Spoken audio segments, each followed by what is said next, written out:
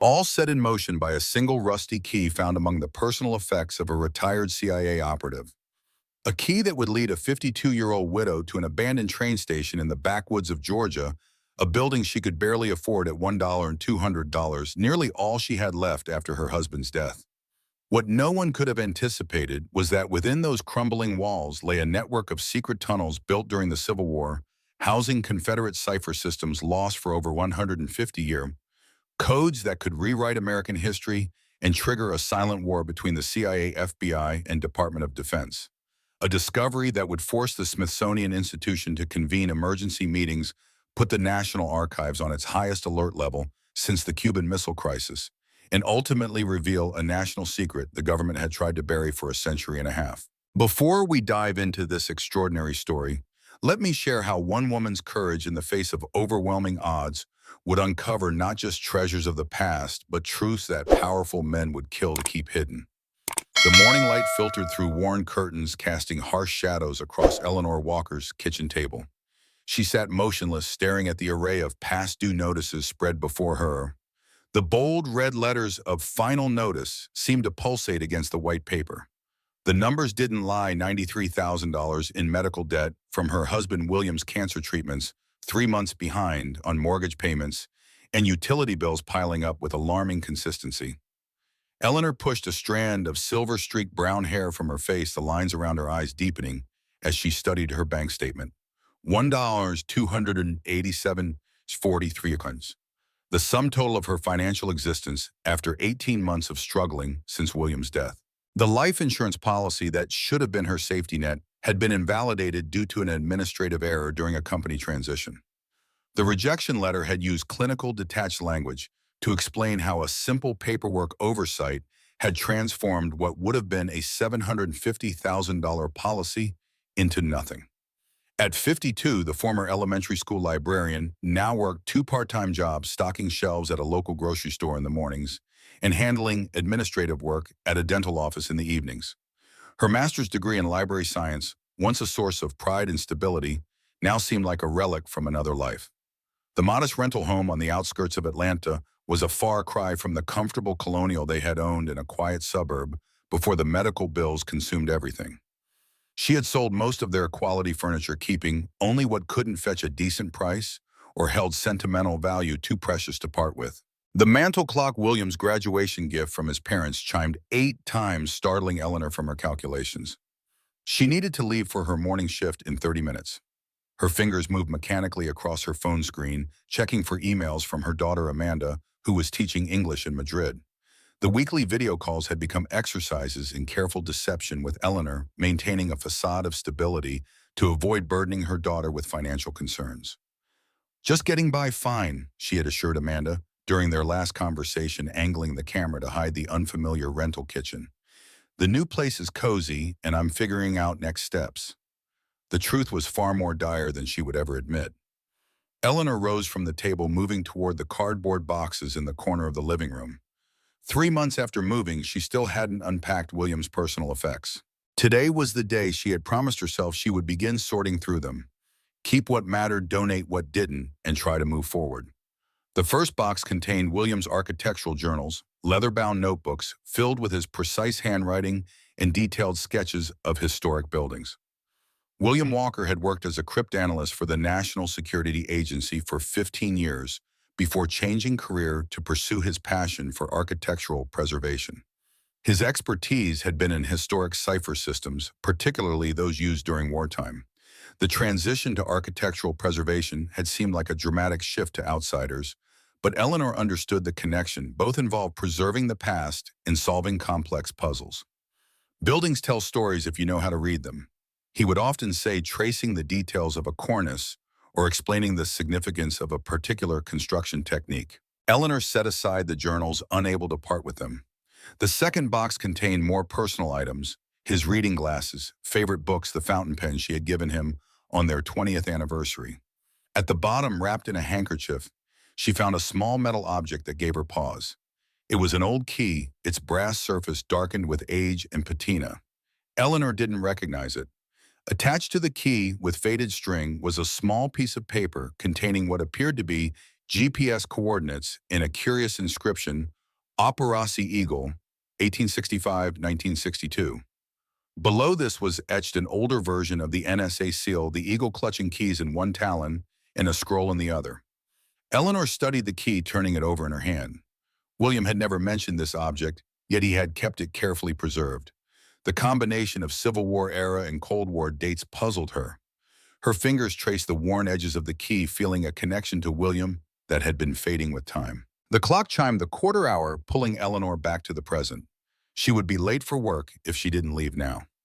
Placing the key in her pocket, she resolved to examine it more closely later. The morning shift at Miller's Grocery was uneventful, restocking produce, checking inventory, exchanging pleasantries with regular customers. Her mind kept returning to the mysterious key. During her lunch break, she used her phone to check the GPS coordinates. They pointed to a location in Oakwood, Georgia, a small town about 90 miles southeast of Atlanta. As her shift ended, Eleanor's phone rang with an unfamiliar number. She answered tentatively. "Mrs. Walker, this is Rebecca Morgan from the Oakwood Historical Society. I'm calling about your application for our part-time archivist position." Eleanor had almost forgotten about the application she'd submitted weeks ago in a desperate attempt to find work that utilized her library skills. "Yes, of course," she replied, trying to sound composed. "Thank you for calling back. We were impressed with your background in library science. The position is only 15 hours a week at $20 an hour, but your experience would be perfect for helping us organize our collection and make it accessible to researchers and students." The salary wouldn't solve Eleanor's financial problems, but it represented a return to meaningful work that utilized her professional skills. The 3-hour weekly commute would consume gas money and cause vehicle wear, but the opportunity to reconnect with work that offered purpose beyond mere survival was too compelling to dismiss. "I'd be very interested," Eleanor said, arranging an interview for the following Friday. After ending the call, she received a notification from a real estate app she had installed months earlier. The alert highlighted a property auction in Oakwood, the same town where she had scheduled the interview. The listing showed a dilapidated Victorian train station being auctioned by the county tax authority with a minimum bid of $1,200. Eleanor's breath caught as she viewed the photos. The building, vacant for more than 30 years according to the description, had fallen into significant disrepair, but retained architectural elements typical of rural Southern Railroad depots from the 1880s. More importantly, the GPS coordinates matched those on the paper attached to William's key. This couldn't be coincidence. William had left her a clue pointing directly to this building, now coming up for auction, precisely when she had an interview in the same small town. That evening, after completing her shift at the dental office, Eleanor researched the Oakwood station. Built in 1882 during the post-Reconstruction expansion of Southern Railways, it had served as an important transportation link between Atlanta and Savannah, until passenger service was discontinued in the 1950s. The county had acquired the property through tax foreclosure in the 1990s, and it had remained unused since then. Eleanor spread William's architectural journals across her dining table, searching for references to Southern Railroad depots. In a journal dated 7 years earlier, she found detailed sketches of Victorian transportation buildings, including notes about their historical significance during the Civil War and Reconstruction periods. One passage caught her attention. Southern railway stations often served dual purposes beyond transportation. During the Civil War and its aftermath, they became communication hubs, storage facilities, and occasionally repositories for items too valuable or sensitive to be transported immediately. The architectural elements, particularly decorative woodwork, sometimes contained coded information, comprehensible only to those trained to recognize the patterns. Next to this passage was a sketch of a fireplace mantel with intricate carvings. William had noted, Oakwood Station distinctive eagle pattern, consistent with reports of Confederate Cipher operations. Requires further investigation. Eleanor's pulse quickened. William had known about this building, had visited it, and had connected it to his former work in cryptanalysis. The key in her possession might open something within that station, something significant enough that William had preserved the information for years. The auction was scheduled for Friday morning, the same day as her interview with the Historical Society. The minimum bid of $1,200 represented nearly all her remaining bank balance money designated for essential expenses rather than property purchases. The rational decision was obviously to focus on immediate needs rather than risk financial ruin on a dilapidated building with uncertain significance. Yet the connection to William was too compelling to ignore. This might be his final message to her, a path he had deliberately left for her to follow. Friday dawned clear and cold as Eleanor made the 90-minute drive to Oakwood. The small town appeared around a curve in the highway, its modest main street lined with buildings that reflected both historical significance and economic challenges. Brick storefronts from the late 1800s stood alongside mid-century additions, creating an architectural timeline of the community's development and decline. Her interview with Rebecca Morgan at the Historical Society proceeded better than anticipated. The director was a tall, striking woman in her late 40s with an academic demeanor, softened by genuine enthusiasm for local history. Your experience in cataloging and creating educational materials is exactly what we need, Rebecca explained, as she showed Eleanor the Society's collection housed in a converted Victorian home near the town center. We're hoping to develop stronger connections with regional universities and state archives. There's significant Civil War history in this area that hasn't been properly documented. As they toured the modest facility, Eleanor mentioned the train station auction casually. I noticed the old Oakwood station is being auctioned today. The architecture caught my attention. Rebecca's expression registered immediate recognition. That poor building has been deteriorating for decades. The Historical Society tried to save it years ago, but funding never materialized. It was an important transportation hub during Reconstruction and rumored to have connections to Confederate Treasury movements after Richmond fell. Do you know if anyone's planning to bid on it today? Eleanor asked, trying to sound merely curious. Rebecca shook her head. The county's been trying to sell it for years. The structural issues scare away most developers, and preservationists don't have the resources for the extensive rehabilitation it would require. After the interview concluded with a tentative job offer, Eleanor had 45 minutes before the auction was scheduled to begin at the county administrative building. She decided to drive by the station first to see the property in person before potentially committing her limited resources. The Oakwood station stood on an overgrown lot at the edge of town, its Victorian details still visible beneath decades of neglect. The two-story brick structure featured decorative cornices, arched windows, now covered with plywood, and a distinctive cupola atop the roof.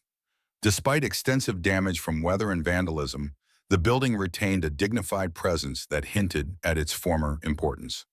Eleanor parked on the gravel area that had once served as the passenger drop-off zone, approaching the padlocked entrance cautiously. Peering through a gap in the plywood covering a window, she could make out an interior space with high ceilings and what appeared to be an ornate fireplace on the far wall. The fireplace, just as William had sketched in his journal. Her decision solidified in that moment. She would bid on the station regardless of the financial risk. This connection to William's work and interests couldn't be ignored, even if it meant further financial hardship. The county administrative building where the auction was scheduled occupied a converted bank building on Oakwood's main street. The modestly sized meeting room contained fewer than a dozen attendees, mostly representatives from development companies and construction firms interested in commercial properties with higher assessed values. When the station property was announced, Eleanor raised her bidding card with hesitation that quickly transformed to disbelief when no competing bids emerged. The auctioneer repeated the property description and minimum bid, scanning the room for interest. Going once, going twice. Sold to bidder number 24 for $1,200, the auctioneer announced, already moving toward the next property listing, while Eleanor struggled to process what had just occurred. She had purchased a historic train station with nearly all her remaining funds, a decision that simultaneously felt like the most irresponsible and most authentic choice she had made since William's death. The paperwork processing required another hour, during which county officials provided minimal information about the property, while emphasizing that the sale was final and as is, with no warranties regarding structural integrity or environmental conditions. Eleanor signed documents transferring ownership, while a part of her mind screamed about financial irresponsibility, and another part felt curiously liberated by choosing possibility over security. By early afternoon, Eleanor held the deed to Oakwood Station in one hand and the rusty key in the other, standing before the padlocked entrance to her new property.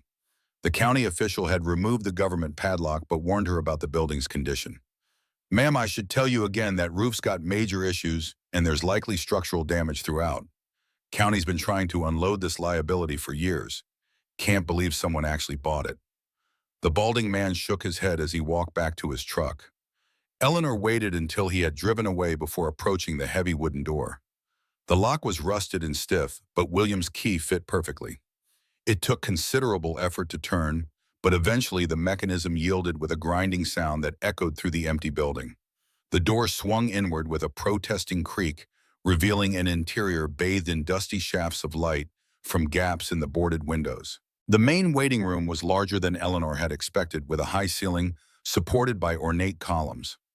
Decades of abandonment had left a thick layer of dust and debris covering the wooden floors, and sections of the plaster ceiling had collapsed, creating hazardous piles of rubble.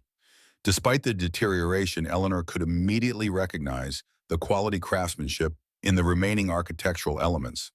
The ticket counter's detailed woodwork remained largely intact, its solid oak construction having withstood years of neglect. Built-in benches lined the walls, their curved armrests featuring carvings of oak leaves and acorns, symbols of strength and patience. Eleanor moved carefully through the space, mindful of the uneven flooring and potential structural weaknesses. Her attention was drawn to the western wall, where the massive stone fireplace dominated the room. Its mantel, crafted from oak with intricate carvings, matched the sketch in William's journal perfectly. The central panel depicted an eagle in flight, surrounded by what appeared to be decorative patterns of leaves, branches, and geometric designs. To an untrained eye, they would seem merely ornamental, but Eleanor recognized something in their arrangement that triggered her librarian's instinct for patterns. The carvings weren't random. They had a system, a repetition that suggested purpose beyond decoration. Eleanor took photographs with her phone, capturing the entire mantel and close-ups of specific sections. As she examined the fireplace more thoroughly, she noticed irregularities in the stonework near the right side where the pattern of mortar lines didn't match surrounding areas. The afternoon light was fading when Eleanor reluctantly decided to leave. She needed to secure the building before dark, and she had a long drive back to Atlanta. Tomorrow she would return with proper tools and supplies to begin a more thorough investigation of the property. As she locked the heavy door, Eleanor felt a strange mixture of anxiety and exhilaration. The financial burden of owning this dilapidated building was daunting, but the connection to William's work and the mystery surrounding the fireplace carvings provided a sense of purpose she hadn't experienced since his death. The drive back to Atlanta gave Eleanor time to process the day's events. She had secured part-time employment that connected to her professional skills and purchased a property with direct links to William's research. Both decisions involved significant risk, but for the first time in 18 months, she was making choices based on possibility rather than mere survival. That evening, Eleanor spread William's journals across her dining table again, this time with a more focused purpose. She found multiple references to steganography, the practice of hiding messages within seemingly innocent images or patterns. William had been particularly interested in how this technique was employed during the Civil War, when both Union and Confederate forces developed increasingly sophisticated methods of secure communication. One journal entry described how architectural elements were sometimes used to conceal information. Unlike written ciphers, which could be intercepted and potentially decoded, architectural steganography allowed messages to hide in plain sight. Only those who knew what to look for, specific patterns, proportions, or symbols, could extract the hidden information. The Confederacy in particular employed this method during the final months of the war, when protecting information about remaining assets became critical. Eleanor studied the photographs of the fireplace carvings, trying to see beyond the decorative elements to the potential patterns William had recognized. The eagle was obviously significant, a symbol used by both the Confederacy and later by the NSA. The surrounding elements seemed random at first glance, but as she counted the leaves and traced the geometric shapes, certain numerical patterns began to emerge. Her phone chimed with a text message from Rebecca Morgan. "Heard you purchased the station Bold Move. If you need historical documentation or preservation advice, the Society would be happy to help." Eleanor replied gratefully, sensing an ally in her unusual project. She mentioned her interest in the fireplace carvings and asked if the Historical Society had any photographs or documents relating specifically to that feature. Rebecca's response came quickly. "We have some materials on the station's construction, I'll bring them tomorrow if you're planning to be there. They arranged to meet at the station the following morning, giving Eleanor the perfect excuse to return to Oakwood. The rational part of her mind reminded her about her grocery store shift, but this felt too important to delay. She would call in sick for the first time in her employment there. Sleep came fitfully that night, her dreams filled with eagles, carvings, and William's voice just beyond comprehension. She woke before dawn feeling both exhausted and energized, and began the drive back to Oakwood with the first light. Rebecca was waiting when Eleanor arrived, carrying a portfolio case and wearing clothes better suited to exploring a deteriorated building than her professional attire from the previous day. I brought everything we have on the station, she explained as Eleanor unlocked the door, including some photographs from the early 1900s when it was still operational. Together they entered the musty interior where morning light created different shadows than Eleanor had observed the previous afternoon. Rebecca moved through the space with confident familiarity, assessing the damage with a preservationist's trained eye. The structural issues are significant but not insurmountable, she noted, examining a section of collapsed ceiling. The foundation appears solid, which is the most important factor in rehabilitation. They focused their attention on the fireplace, spreading Rebecca's historical materials on the dust-covered ticket counter. The portfolio contained black and white photographs showing the station in its prime, with well-dressed passengers waiting on benches and station personnel behind the ticket counter. One photograph from 1905 showed the fireplace with a fire blazing, the mantel clearly visible above. The carvings appeared identical to their current state, suggesting they had somehow escaped the vandalism and deterioration that affected other parts of the building. The Historical Society documented the station extensively in 1978 when there was discussion about preservation, Rebecca explained, showing Eleanor architectural drawings and condition assessments from that period. The fireplace was considered the most significant architectural element, though no one could explain why such an elaborate feature was included in a relatively small rural station. Eleanor shared William's journal entry about architectural steganography, careful to frame it as historical information rather than revealing her husband's specific interest in this building. That's fascinating, Rebecca said, examining the carvings more closely. I've read about steganography in written documents, but never considered its application in architectural elements. She ran her fingers along the carved eagle. If this contains hidden information, how would one decode it? I'm not sure, Eleanor admitted, not ready to reveal the full extent of her suspicions. But these patterns seem deliberate rather than merely decorative. As they studied the fireplace, Eleanor noticed something she had missed the previous day. At the base of the right column supporting the mantel was a small metal plate tarnished almost black with age and partially concealed by decades of grime. She knelt to examine it more closely, using her phone's flashlight for better visibility. The plate appeared to be bronze, approximately 3 inches square, with what might be engraved text beneath the tarnish. Eleanor retrieved a soft cloth from her bag and gently wiped the surface, revealing faint lettering, TJR 1962. The initials and date corresponded to nothing in the Historical Society's documentation, but aligned perfectly with the 1962 on the paper attached to William's key. Someone had added this plate during the Cold War era, long after the station had ceased regular operations. Rebecca, was the station used for anything after passenger service ended in the 1950s? Eleanor asked, showing her the plate. Rebecca frowned, considering. Not officially, according to our records.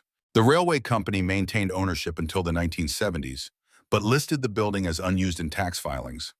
There were rumors about government agencies using various abandoned properties in the region during the Cold War, but nothing specifically about Oakwood Station.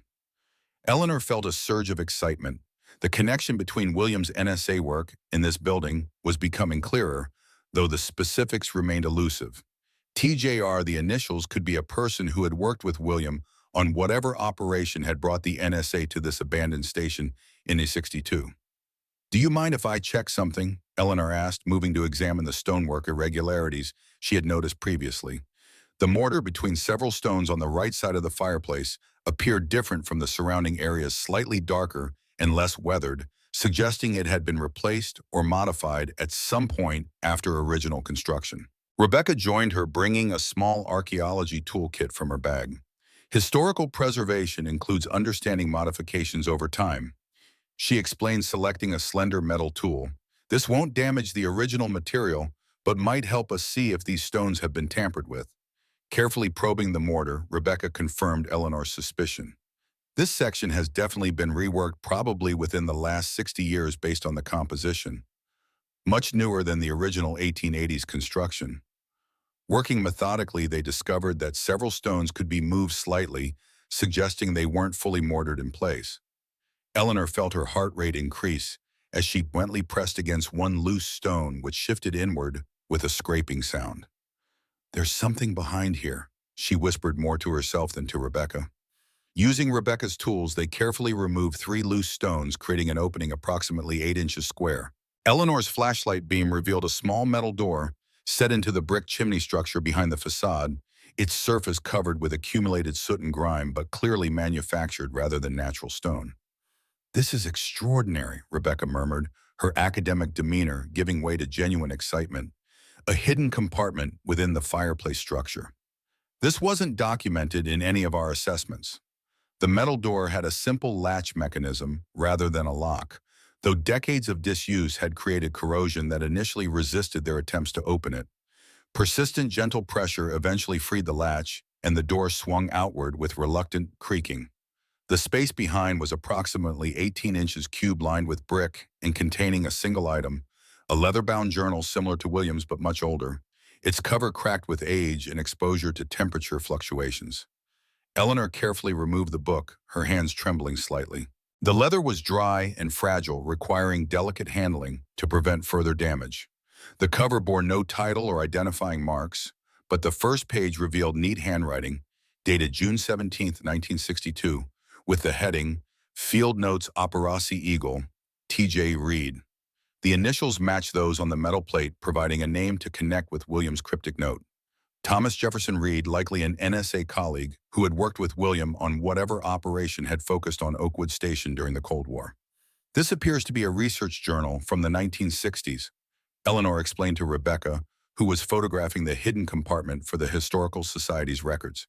"It might explain why government agencies were interested in this building during the Cold War."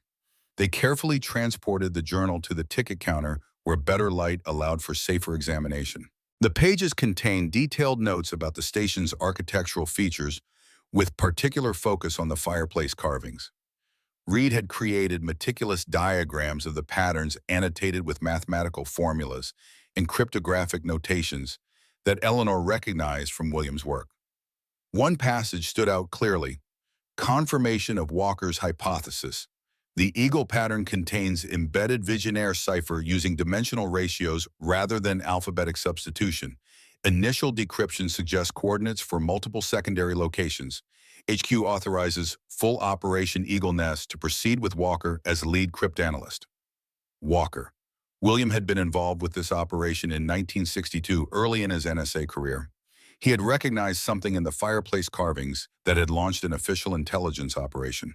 As Eleanor turned the brittle pages, Reed's notes revealed an astonishing connection between the Civil War and Cold War intelligence operations.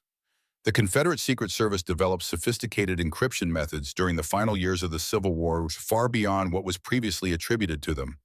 The Oakwood Station served as a communications hub and repository for encrypted documents detailing asset movements during the government's collapse in 1865. Walker's breakthrough in connecting the architectural elements to specific cipher systems represents a significant intelligence achievement. According to Walker's analysis, the Confederacy employed a master cryptographer named Colonel Francis Lawford, who developed encryption techniques not dissimilar to modern systems. Lawford's work remained largely unknown because his methods were preserved through architectural steganography rather than written documentation, thereby escaping Union intelligence efforts. Critical finding: the Eagle pattern contains coordinates for multiple sites across Georgia, South Carolina, and Virginia, where Confederate assets were reportedly secured during the final months of the war. Of greater significance to current operations, Walker believes the mathematical principles underlying Lawford's system may provide insights into Soviet encryption methods currently resisting our best analytical efforts. Eleanor looked up from the journal, meeting Rebecca's wide-eyed stare. This suggests the station wasn't just a transportation hub, but a Confederate intelligence center. The fireplace carvings apparently contain encrypted information about hidden Confederate assets, possibly including gold or other valuables moved from Richmond before it fell to Union forces. Rebecca nodded, slowly processing the implications. The historical significance is enormous. This could potentially solve one of the enduring mysteries of Civil War history. What happened to portions of the Confederate treasury that disappeared during the government's collapse? But why would the NSA be interested in Civil War ciphers during the Cold War? She continued, genuine puzzlement in her expression. Eleanor hesitated, not wanting to reveal too much about Williams' classified work. According to these notes, they believed the mathematical principles might help them understand Soviet encryption methods. Cryptanalysis often involves recognizing patterns across different systems and time periods. As they continued examining the journal, the afternoon light began to fade, reminding them of the time that had passed.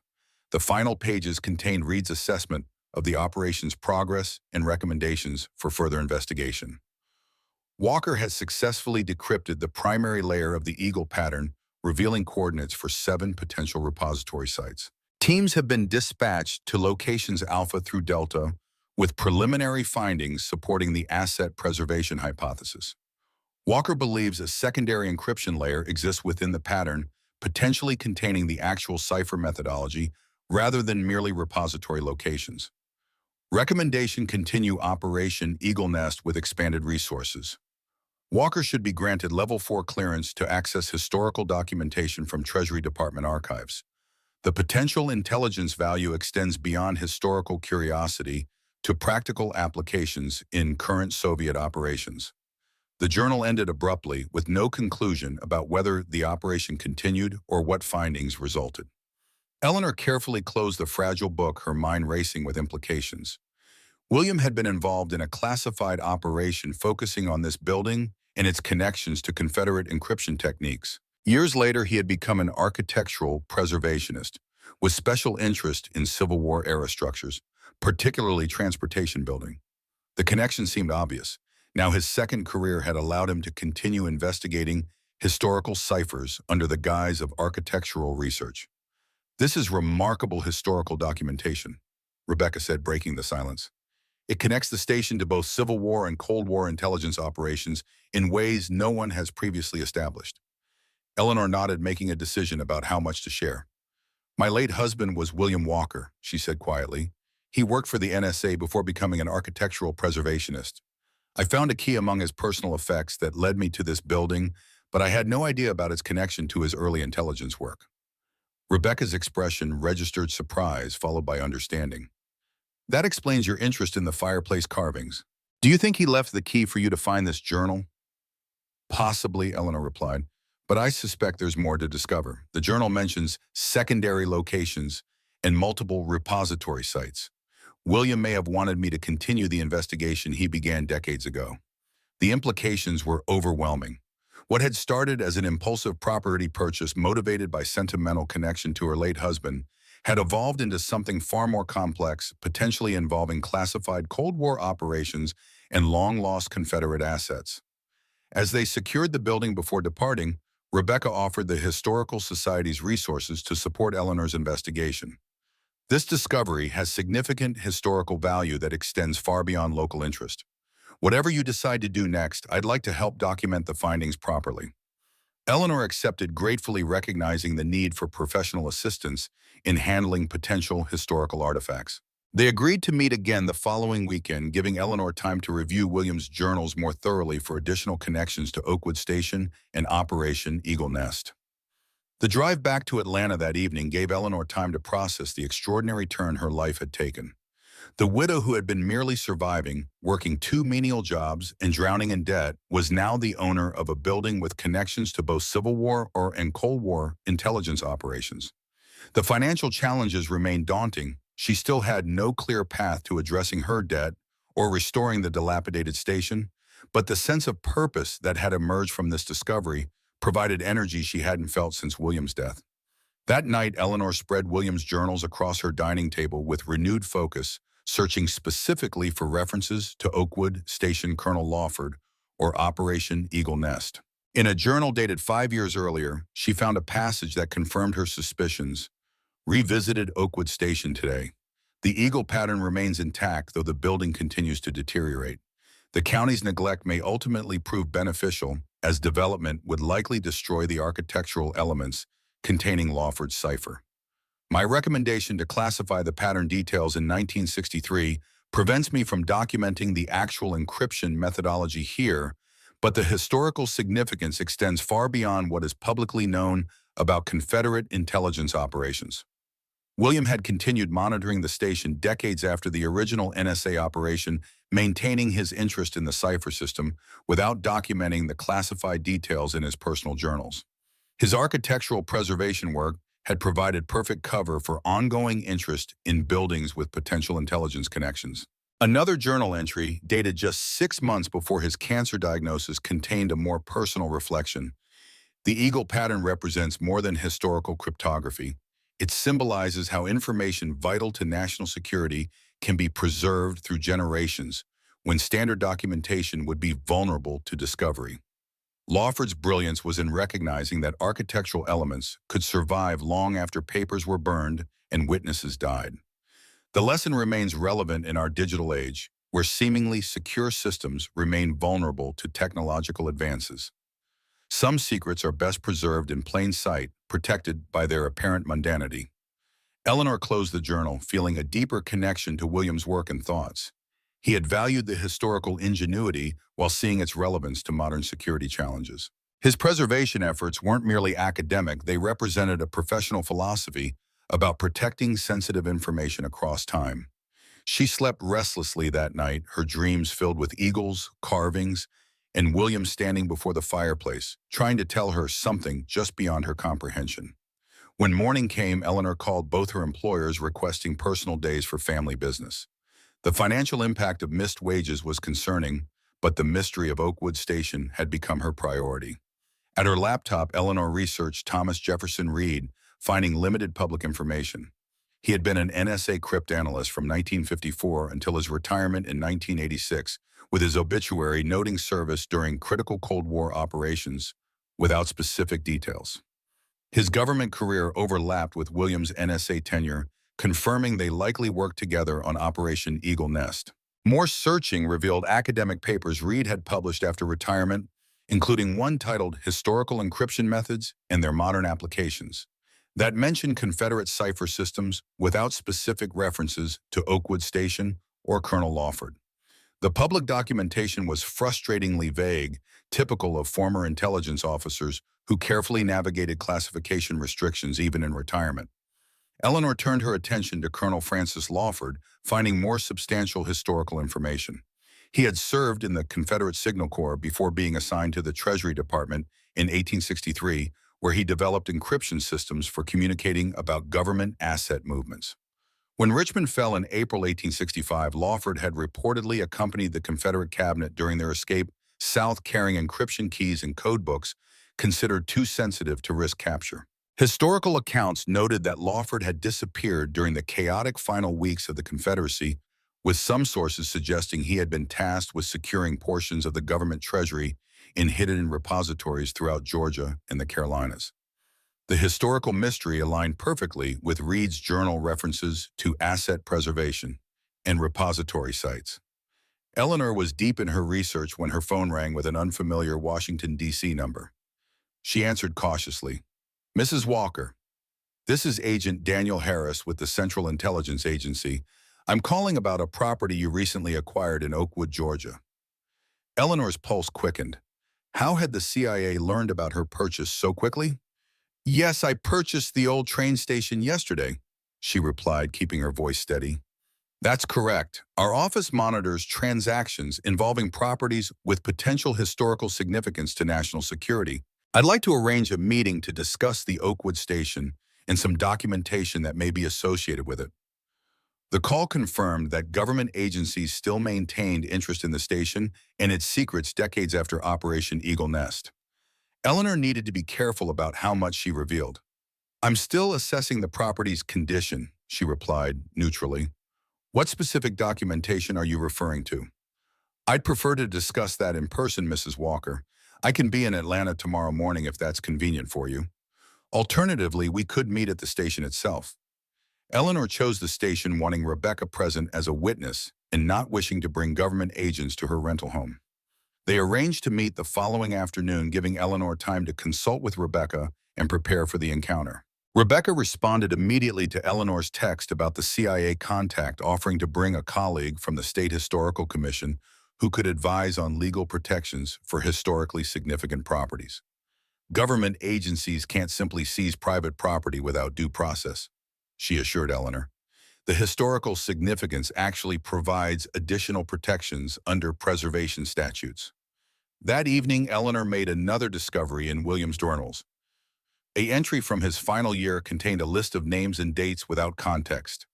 Lawford's guardians, General Thomas Beauregard, 1865 to 1880, Colonel James Whitford, 1880 to 1902, Samuel Pearson, 1902 to 1927, Edward Calloway, 1927-1945, Robert Thornton, 1945 and 1960, Thomas Reed, 1960-1987, William Walker, 1987. The list suggested some form of succession, with William apparently being the seventh person to hold a position or responsibility connected to Lawford. The dates aligned roughly with lifespans or active periods, with each guardian serving until replaced by the next. William's entry had no end date, suggesting the responsibility had not transferred before his death. What exactly had William been guarding? The Cipher methodology, the locations of Confederate repositories. Something else entirely. Eleanor recalled William's frequent travels for research throughout the Southeast, often visiting small towns with no obvious architectural significance. Had he been monitoring these secondary locations mentioned in Reed's journal? Was there a connection between these mysterious guardians and William's career change from intelligence officer to architectural preservationist? As she prepared for bed, Eleanor heard a noise from the front porch, a soft thud followed by receding footsteps. Cautiously approaching the door, she found a manila envelope that had been slipped under the crack. No delivery service operated this late, suggesting hand delivery. Inside was a single sheet of paper with typed text, Mrs. Walker. The CIA is not the only agency with interest in Oakwood Station. Before meeting Agent Harris, consider that Operation Eagle Nest uncovered information relevant to multiple jurisdictions. Your husband protected this information for reasons beyond classification requirements. The Eagle's treasure is secondary to its message. A friend of the Guardians. The cryptic warning confirmed Eleanor's growing suspicion that she had stumbled into something far more complex than a simple historical discovery. Multiple government agencies apparently maintained interest in the station and whatever secrets it contained, with competing agendas that might not prioritize historical preservation or Eleanor's property rights. Someone else knew about Lawford's guardians and had been watching her movements since she acquired the station. The question was whether this anonymous contact truly represented William's interests or had other motives for warning her about the CIA's approach. Eleanor slept fitfully, her dreams filled with fragmented images. William standing before the fireplace, eagles soaring above a landscape dotted with small buildings, men in suits examining papers with expressions of alarm. She woke before dawn feeling both exhausted and hyper-alert, knowing that today's meeting with Agent Harris might determine the future of her investigation in the station itself. The drive to Oakwood gave Eleanor time to organize her thoughts and prepare for the encounter. She would acknowledge finding Reed's journal, but avoid mentioning Lawford's guardians or the anonymous warning. Her priority was understanding the government's current interest in the station while protecting her ownership rights and the building's historical integrity. Rebecca was waiting at the station when Eleanor arrived, accompanied by an older gentleman she introduced as Dr. Martin Blackwell from the State Historical Commission. Dr. Blackwell specializes in legal protections for historically significant properties, Rebecca explained. He's helped numerous owners navigate government interest in protected buildings. Dr. Blackwell's reassuring presence was complemented by his practical advice. Document everything. Record conversations if legal in the jurisdiction. Establish the historical significance through official channels before discussing any government claims or interests. They were examining the fireplace when a black SUV with government plates pulled into the gravel area outside. Two men emerged, one in his mid-40s, wearing a suit that practically screamed federal agent, the other older and more casually dressed, carrying a leather portfolio case. Agent Daniel Harris introduced himself with professional courtesy, presenting credentials that confirmed his CIA affiliation. His companion was Dr. James Matthews, identified as a historical consultant, though his bearing suggested military or intelligence background rather than academic credentials. Mrs. Walker, we appreciate your willingness to meet. Harris began, his tone carefully neutral. As I mentioned on the phone, the CIA maintains interest in certain historical properties with potential national security implications. Oakwood Station is on a monitoring list dating back to the 1960s.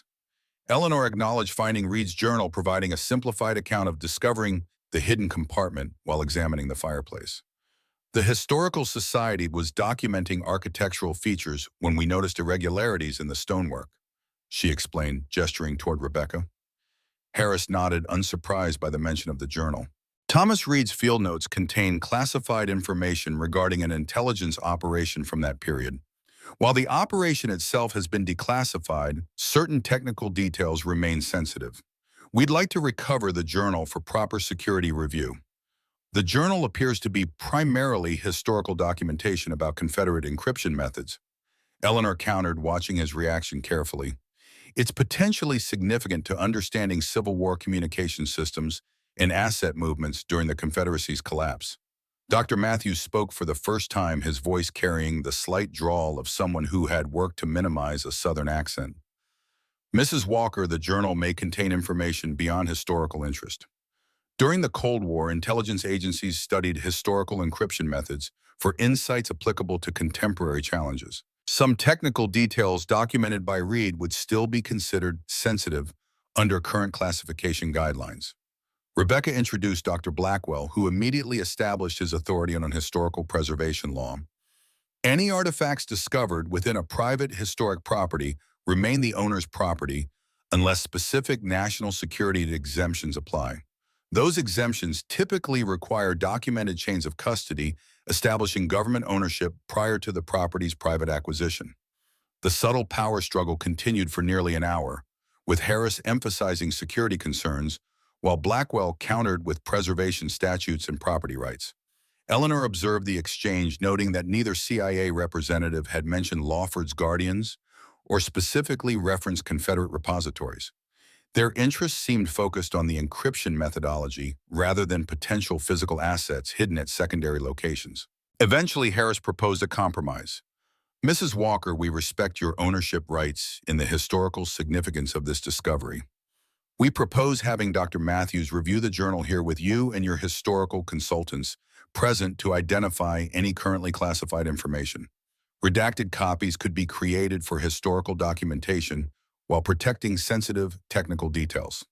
The proposal seemed reasonable on the surface, though Eleanor suspected it was designed to assess how much she had already discovered about Operation Eagle Nest and potential secondary locations. She agreed to the review session the following week, providing time to further examine Williams' journals for additional context before sharing Reed's notes with government representatives. As the meeting concluded, Dr. Matthews approached the fireplace, studying the carvings with evident familiarity. Remarkable preservation, he commented, fingers tracing the eagle's outline. The craftsmanship has endured despite the building's overall deterioration. His casual observation contained a subtle message. He recognized the encryption system embedded in the carvings and was assessing whether Eleanor had made the same connection. His fingers had traced specific elements that Reed's journal had identified as key to the cipher, a gesture that would appear random to uninformed observers, but revealed his knowledge to anyone familiar with the system.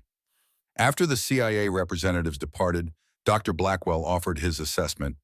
They're being cautious rather than aggressive, which suggests the classified aspects may be primarily methodological rather than involving specific locations or assets. Historical cipher systems would retain sensitivity if their mathematical principles remain relevant to modern encryption. Rebecca added her own observation. They never mentioned Confederate assets or repositories, focusing entirely on the encryption methodology. Either they're being deliberately narrow in their expressed interests, or they don't know about the potential physical treasures mentioned in Reed's journal. Eleanor nodded, sharing her developing theory. William was involved with this from his early NSA career through his architectural preservation work. I think he was monitoring both the station and whatever secondary locations contain Confederate assets. He left me the key, deliberately knowing I'd eventually find Reed's journal and perhaps continue his work. What she didn't share was her growing suspicion about Lawford's guardians and William's place in that succession. The anonymous note had warned that the Eagle's treasure is secondary to its message, suggesting the encryption system itself might be more valuable than any physical assets it helped conceal. As they secured the station before departing, Eleanor noticed something she had previously overlooked. The eagle carving's right wing extended slightly farther than the left, with the tip pointing toward a specific leaf in the surrounding pattern. Following that direction, her eyes traced a sequence of leaves, each with a slightly different number of veins, potentially representing a numerical key for the cipher system. William had spent decades protecting whatever secrets the eagle pattern contained. Now Eleanor found herself continuing in that work, navigating government interest while trying to understand the full significance of what she had inherited. The mystery had expanded far beyond a widow's impulsive property purchase. Oakwood Station wasn't merely a dilapidated building with historical significance. It was a communication system designed to preserve secrets across generations, connecting Civil War intelligence operations to Cold War cryptanalysis, and now to Eleanor's unexpected role as the station's current guardian. As she drove back to Atlanta that evening, Eleanor realized her life had fundamentally changed. The financial challenges remained daunting, but the sense of purpose that had emerged from this discovery provided meaning beyond mere survival. William had left her more than property. He had entrusted her with continuing a mission that had defined his professional life. The station's fireplace had protected its secrets for over 150 years. Now Eleanor would protect them until she understood exactly what William had wanted her to discover and why he had chosen her to follow the trail he had so carefully preserved. The early morning sun cast long shadows across the overgrown grounds of Oakwood Station as Eleanor arrived with supplies for a more thorough examination. 3 days had passed since the meeting with CIA representatives, providing precious time to develop a strategy before the scheduled review of Reed's journal. The station's weathered exterior looked even more forlorn in the harsh morning light. Yet Eleanor felt a growing attachment to the dilapidated building and its secrets. She unlocked the heavy door immediately, noticing something different. The dust on the floor showed fresh footprints. Someone had entered the station during her absence. Moving cautiously through the main waiting room, Eleanor surveyed the space for signs of disturbance. The ticket counter remained untouched, Reed's journal exactly where she had secured it beneath a loose floorboard, but the fireplace showed subtle evidence of examination. Someone had been studying the eagle pattern. The CIA had access to the property records showing her ownership, but the anonymous note suggested other parties maintained interest in the station. The eagle's treasure is secondary to its message. The cryptic warning echoed in Eleanor's mind as she photographed the fresh footprints before they could be disturbed. A vehicle approached, outside tires crunching on gravel. Eleanor tensed until she recognized Rebecca's station wagon. The historian wasn't scheduled to arrive for another hour, suggesting something urgent had prompted her early appearance. Rebecca entered looking uncharacteristically disheveled, her academic composure replaced by evident agitation. "I've been researching Thomas Jefferson Reed since our meeting with the CIA. There's something strange about his connection to this place. His official NSA biography lists him as a specialist in Soviet military ciphers, but I found a 1985 interview where he discussed his early career focus on 19th century encryption methods. When asked specifically about Confederate systems, the interviewer noted he became visibly uncomfortable and terminated the discussion." Eleanor showed Rebecca the footprints, confirming they weren't alone in their interest. Someone entered the station overnight. They focused on the fireplace but didn't take Reed's journal. Rebecca's expression darkened. "That's concerning but not entirely surprising. After you mentioned William's list of Lawford's guardians, I checked our county historical records.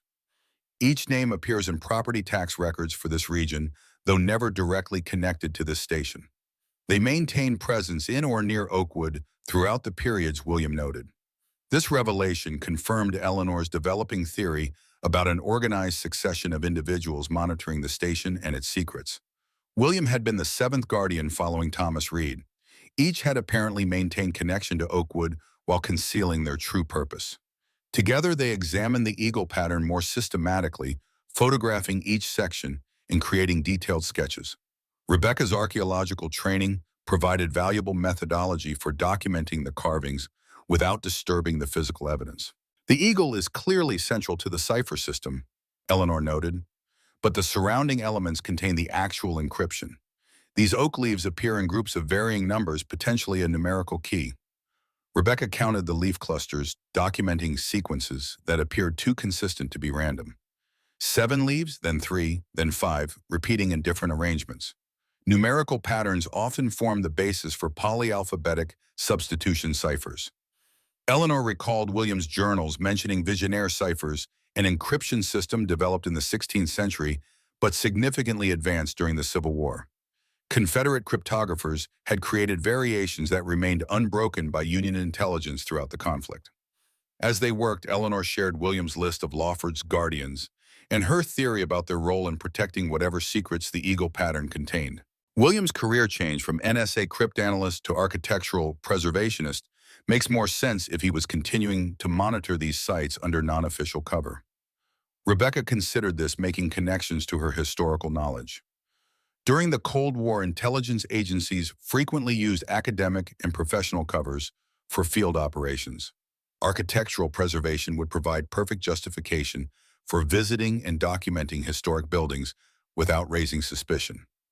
By mid-morning, they had created comprehensive documentation of the Eagle pattern, capturing details that might help decode its message.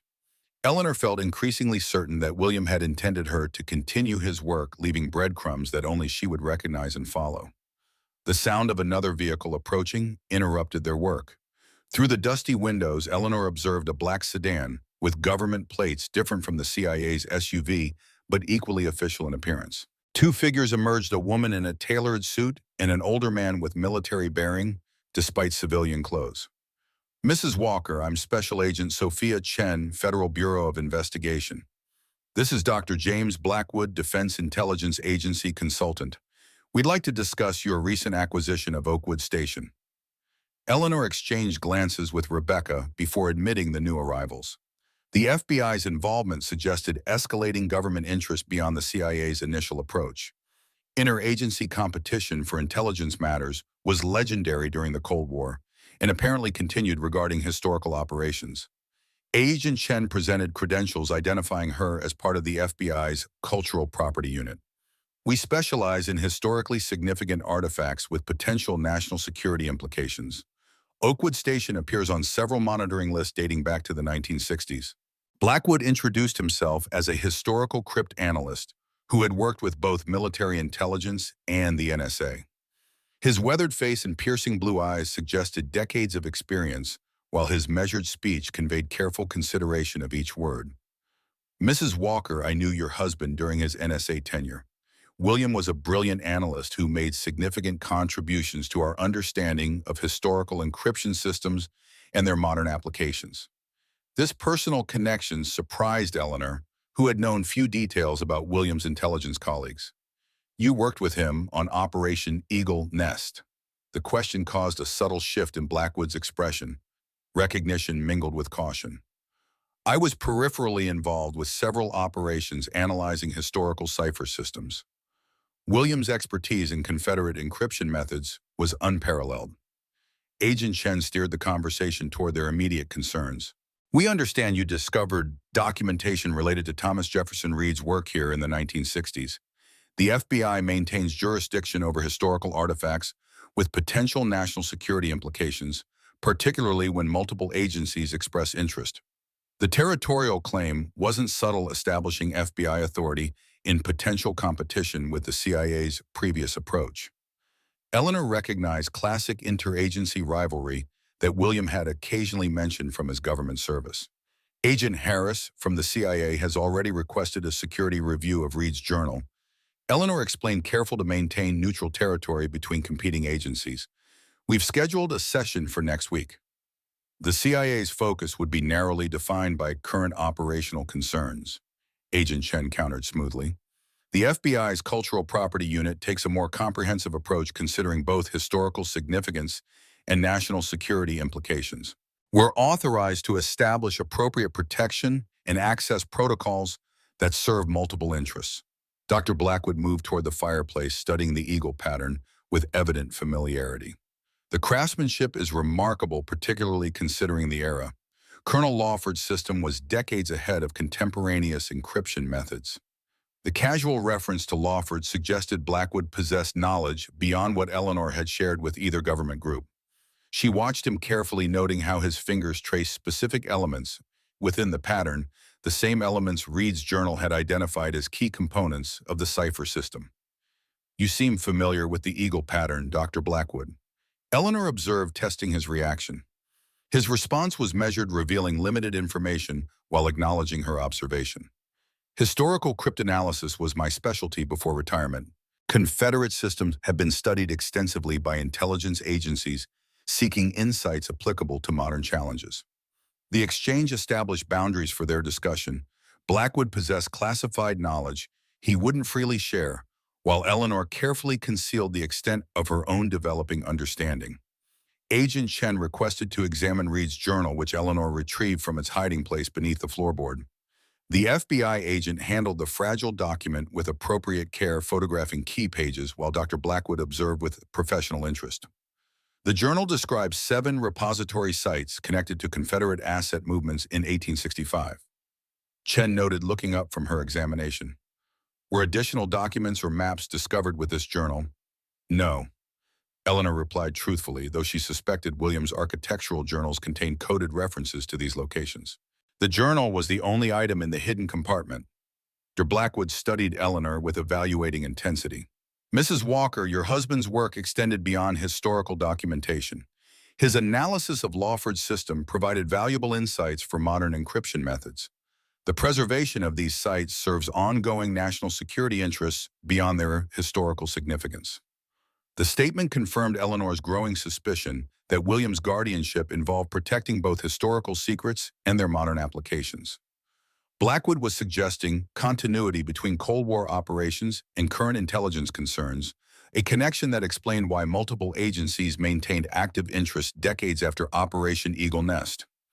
Agent Chen proposed an arrangement similar to the CIA's approach: official documentation of the Eagle pattern with appropriate security protocols and controlled access to Reed's journal. The FBI would provide resources for preserving the station's structural integrity in exchange for cooperative information sharing. "The building requires significant rehabilitation to prevent further deterioration," Chen noted, gesturing toward water damage visible on the walls. "The FBI's Cultural Property Program can facilitate emergency stabilization funding through historical preservation grants." The offer addressed Eleanor's immediate financial concerns about maintaining the dilapidated structure, though she recognized it as strategic leverage rather than mere generosity. Government agencies rarely provided resources without expecting valuable returns. After an hour of careful negotiation, Eleanor agreed to FBI documentation of the Eagle pattern while maintaining her ownership rights to both the station and Reed's journal. Agent Chen would coordinate with the CIA regarding the previously scheduled security review, establishing a unified government approach rather than competing agency initiatives. As the FBI representatives prepared to depart, Dr. Blackwood lingered near the fireplace, studying the carvings with evident appreciation. "William understood the importance of preserving these systems intact," he commented quietly. "Modern encryption methods build upon historical foundations in ways few outside the intelligence community fully appreciate." The cryptic observation seemed directed specifically at Eleanor rather than the general conversation. Blackwood was communicating something beyond his official capacity, potentially acknowledging her role as William's successor in whatever guardianship he had maintained. Once the government representatives had departed, Rebecca shared her professional assessment. "They're establishing competing claims to whatever information the Eagle pattern contains. The CIA approaches this as operational intelligence, while the FBI positions it as historical artifact preservation. Both want access to the Cipher system and whatever secrets it protects." Eleanor nodded, processing the complex political dynamics surrounding her property. William spent decades navigating these agencies while protecting the station's secrets. Now I need to understand exactly what he was guarding and why he led me here. They spent the afternoon creating comprehensive documentation of the station's architectural features, focusing particularly on elements mentioned in Reed's journal. The ticket counter's detailed woodwork contained subtle patterns similar to those in the fireplace carvings, suggesting the encryption system extended beyond the Eagle pattern alone. As evening approached, Eleanor noticed Rebecca examining a structural support column with unusual intensity. There's something different about this column compared to the others, the historian observed, pointing to barely perceptible differences in the wood grain pattern. The architectural plans from 1882 show identical columns, but this one appears to have been replaced or modified. Closer examination revealed the column could be rotated slightly, suggesting a mechanical component hidden within the seemingly solid structure. Together, they applied careful pressure-feeling resistance, followed by a subtle clicking mechanism as the column turned approximately 30 degrees. The movement triggered a releasing sound from beneath the floorboards nearby. Eleanor knelt to investigate, discovering a small section of flooring that could now be lifted to reveal a hidden storage space. Unlike the crude compartment behind the fireplace stones, this hiding place featured precision craftsmanship with dovetail joinery and a felt-lined interior. Inside lay another journal, significantly older than Reed's, its leather binding cracked with age and its pages yellowed with time. The cover bore an embossed Confederate seal and the name Colonel Francis Lawford in faded gold lettering. Eleanor carefully lifted the journal, her hands trembling slightly at the historical significance of the document. The first page contained elegant handwriting dated April 9, 1865, the day of Lee's surrender at Appomattox Courthouse. The entry began with remarkable historical timing. Today marks the effective conclusion of our nation's bid for independence, though President Davis continues south with remaining cabinet members and Treasury assets. My assignment to develop secure communications for asset preservation proceeds with unprecedented urgency, as Union forces will undoubtedly prioritize seizure of remaining government resources. The journal documented Lawford's development of the Eagle Cipher and his selection of secure repository sites throughout Georgia and the Carolinas.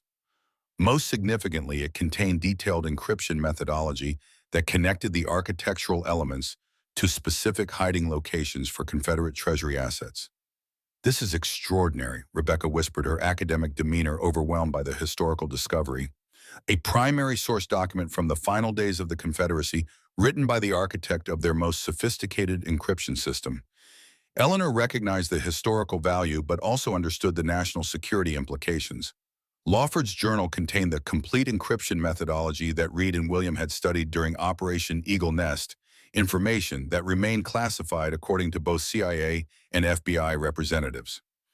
"We need to secure this properly," Eleanor decided, carefully returning the journal to its hiding place. "If multiple agencies are monitoring the station, we should assume they'll discover this compartment eventually. We need to document the contents while maintaining control of the original."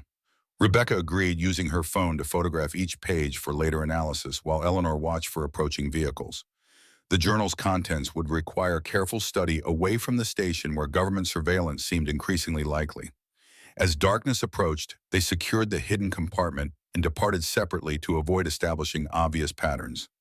Eleanor carried digital copies of both journals, while Rebecca transported their documentation of the Eagle pattern for secure storage at the Historical Society. That night, Eleanor analyzed Lawford's journal alongside William's architectural notes, seeking connections that might reveal the modern significance of the historical cipher system. Lawford had created an encryption method that combined physical dimensions, mathematical sequences, and architectural elements to conceal information about Confederate asset movements. Most remarkably, Lawford had incorporated mathematical principles that anticipated encryption techniques not formally developed until the mid-20th century.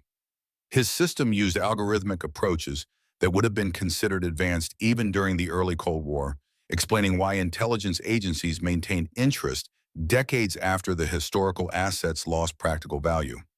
Eleanor found specific entries in William's journals that seemed innocuous regarding architectural details, but contained subtle references to locations mentioned in Lawford's notes. He had visited each repository site under the guise of architectural research, documenting their condition, and likely maintaining whatever remained hidden within them. The most recent entry, dated just 3 months before his cancer diagnosis, mentioned site echoes showing signs of environmental degradation requiring attention. Local development threatens preservation without intervention. William had been actively monitoring these locations until illness prevented his continued guardianship. The timing suggested his cancer diagnosis had interrupted ongoing work, rather than representing the conclusion of his responsibilities. As Eleanor pieced together this historical puzzle, Her phone chimed with an incoming text from an unknown number. Mrs. Walker surveillance established at station. Multiple agencies. Proceed with caution. The eagle flies at dawn. A friend. The cryptic warning confirmed her suspicion that government interest extended beyond the official visits. Someone was watching the station and likely monitoring her activities as well. The phrase, "the eagle flies at dawn," suggested timing significance that Eleanor didn't yet understand. Sleep came fitfully, her dreams filled with eagles, ciphers, and William's voice just beyond comprehension. Morning arrived with renewed determination to understand what her husband had protected and why he had led her to continue his work. Eleanor spent the day researching the locations mentioned in Lawford's journal, cross-referencing them with William's architectural notes. 7 sites formed a geographic pattern across Georgia, South Carolina, and Virginia, each housing different components of whatever Lawford had deemed essential to preserve beyond the Confederacy's defeat. Most sites were now occupied by structures built long after the Civil War schools, churches, government buildings erected without apparent knowledge of what might lie beneath their foundations. William had visited each location multiple times throughout his architectural career, documenting their development while presumably confirming the security of whatever remained hidden. The most concerning reference appeared in his final journal regarding Site Alpha in northern Georgia, evidence of unauthorized excavation near the primary chamber. Technology has advanced sufficiently to detect anomalies without prior knowledge of their existence. The Guardian Protocol may require activation sooner than anticipated. Whatever Guardian Protocol referred to, William had considered implementing it shortly before his illness. The mention of advanced technology detecting hidden chambers suggested modern threats to the centuries-old secrecy surrounding these repositories. Eleanor was compiling this information when Rebecca called with disturbing news. The Historical Society received a letter requesting all documentation related to Oakwood Station. It's on Department of Defense letterhead, signed by General Robert Thornton, Director of the Defense Intelligence Agency's Historical Records Division. The name struck Eleanor immediately. Robert Thornton appeared on William's list of Lawford's guardians, serving from 1960, preceding Thomas Reed. If still alive, he would be well into his 90s, making his current DIA directorship highly unlikely. That letter is almost certainly fraudulent, Eleanor replied, explaining the connection to William's list. Someone is using Thornton's name to access our documentation. This development suggested more complex motives than straightforward government interest. Someone with knowledge of the guardianship succession was attempting to gather information through deception rather than official channels. Rebecca agreed to provide only publicly available information while claiming more detailed documentation remained in processing. This would buy time while they determined who was behind the fraudulent request. The scheduled journal review with CIA representatives was approaching, requiring careful preparation to maintain control of sensitive information while appearing cooperative. Eleanor created redacted copies of Reed's journal, removing specific references to repository locations while preserving historical context about the encryption methodology. On the morning of the review, Eleanor arrived at the station early to prepare the space. As she unlocked the door, she immediately sensed something wrong. The air carried a subtle chemical odor that hadn't been present during previous visits. Moving cautiously through the main room, Eleanor discovered the source. The hidden compartment beneath the floor had been opened and the storage space treated with preservation chemicals. Lawford's journal remained in place, but showed evidence of careful examination. Someone had discovered their second hiding place and documented its contents without removing the historical document. This professional approach suggested government involvement rather than unauthorized intruders. The preservation chemicals indicated intent to maintain the artifact while accessing its information, consistent with intelligence agency protocols for handling historically significant materials. Eleanor was photographing this evidence when a vehicle approached it outside. Rather than the expected CIA representatives, Dr. James Blackwood emerged alone from an unmarked sedan. His arrival without FBI colleagues or prior notification raised immediate concerns. "Mrs. Walker, I apologize for the unscheduled visit. There have been developments regarding Oakwood Station that require immediate discussion, preferably before your meeting with CIA personnel." Eleanor admitted him with cautious courtesy, observing his reaction to the open compartment. Blackwood showed no surprise, instead nodding slightly as if confirming expected findings. "I see you've discovered our preservation efforts. I assure you this was done with appropriate care for the historical document. The admission confirmed DIA involvement without apologizing for the unauthorized access. Blackwood was establishing a position of knowledge rather than seeking permission that hadn't been granted. Colonel Lawford's journal represents significant historical documentation beyond its cryptographic content. He continued approaching the compartment with professional familiarity. The preservation chemicals will stabilize the paper against further deterioration from environmental exposure. Eleanor maintained composed neutrality despite her internal alarm. Dr. Blackwood accessing private property without owner permission typically requires judicial authorization. Was a warrant issued for this intervention? Blackwood's expression revealed momentary reassessment of Eleanor's resolve. National security provisions allow certain exceptions to standard protocols when classified information is involved. The journal contains encryption methodology still relevant to current systems. The claim confirmed Williams' apparent motivation for protecting these sites extended beyond historical preservation to ongoing security concerns. Blackwood was acknowledging the modern significance of Lawford's system without detailing specific applications. Your husband understood this connection between historical systems and modern security architecture. Blackwood continued, his architectural preservation work provided ideal cover for monitoring these sites while maintaining their security. The frank acknowledgement of Williams' dual purpose represented a significant shift in the government's approach, moving from careful obscurity to direct confirmation of his classified activities. This transparency suggested Blackwood had authorized disclosure beyond standard protocols. William was the seventh guardian following Lawford's established succession, Blackwood explained, confirming Eleanor's developing understanding. Each guardian maintained the security of both the encryption system and the repository contents, while adapting protection methods to changing technological and political environments.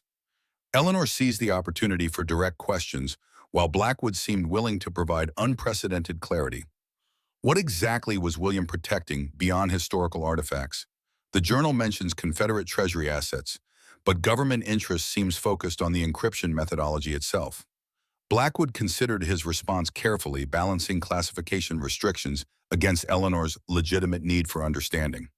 Lawford's system incorporated mathematical principles that anticipated modern encryption approaches by nearly a century. During the Cold War, we discovered Soviet cryptographers had independently developed similar methodologies. The parallel development suggested underlying mathematical constants with universal application to secure communications. This explanation aligned with references in Reed's journal to Soviet encryption systems. Operation Eagle Nest had apparently discovered connections between Confederate ciphers and Cold War communications security that extended beyond mere historical curiosity. The repositories contained more than gold or financial instruments. Blackwood continued.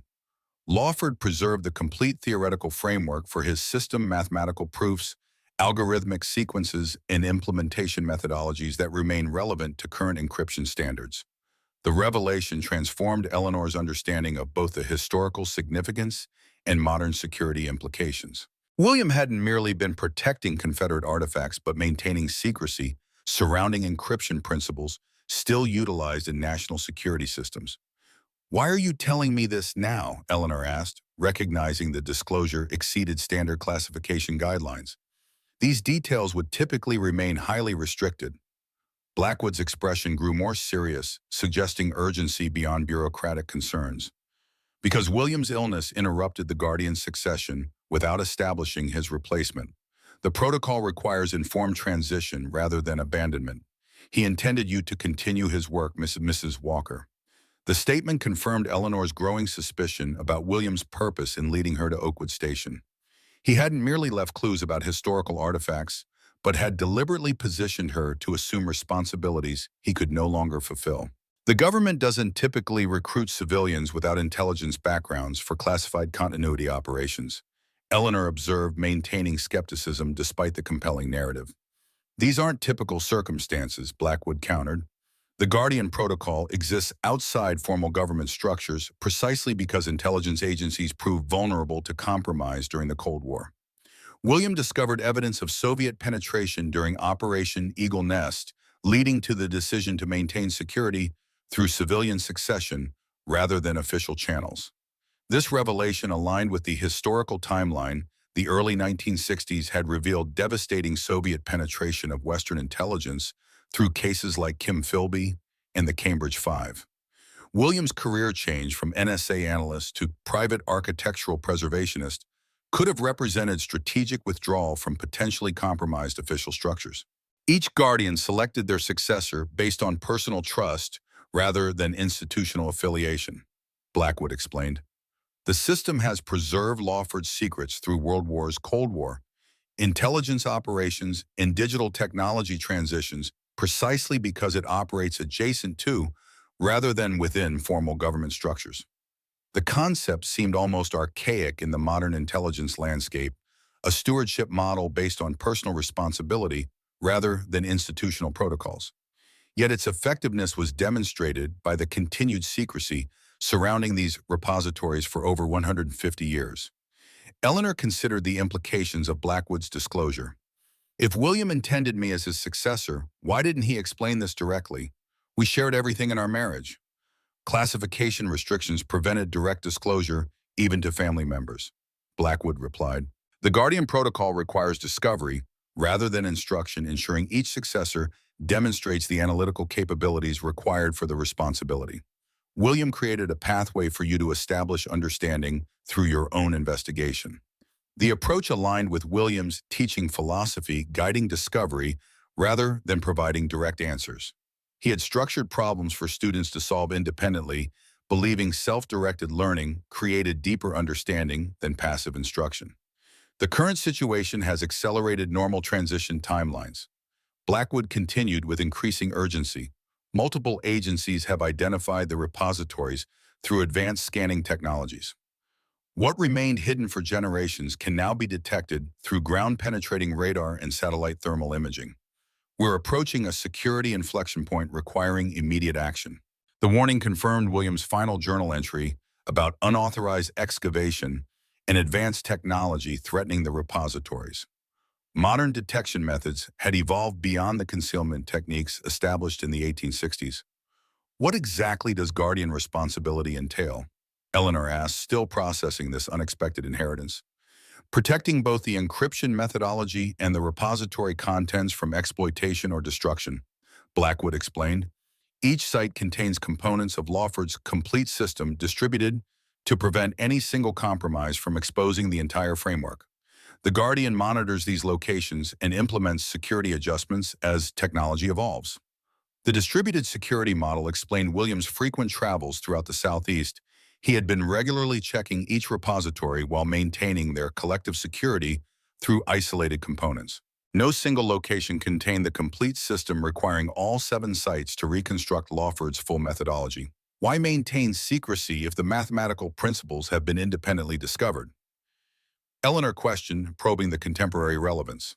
Modern encryption has evolved far beyond Civil War capabilities. Because Lawford's approach solves certain mathematical challenges that modern systems still struggle with, Blackwood replied. His intuitive leap to specific prime number relationships anticipated quantum encryption concepts by more than a century. The complete system contains solutions we haven't fully rediscovered, despite massive computing advantages. This explanation provided compelling security motivation beyond historical preservation. Lawford had apparently developed mathematical insights that remain valuable to modern encryption. Despite technological advancement, a remarkable achievement suggesting natural genius rather than mere technical skill. Eleanor's consideration was interrupted by the arrival of the scheduled CIA representatives. Agent Harris and Dr. Matthews entered with professional courtesy that barely concealed their surprise at finding Dr. Blackwood already present. Dr. Blackwood, Harris acknowledged with careful neutrality, I wasn't aware the DIA would be participating in today's review. Interagency cooperation seemed appropriate given the historical and technical significance, Blackwood replied smoothly. Mrs. Walker has made additional discoveries that overlap multiple jurisdictional interests.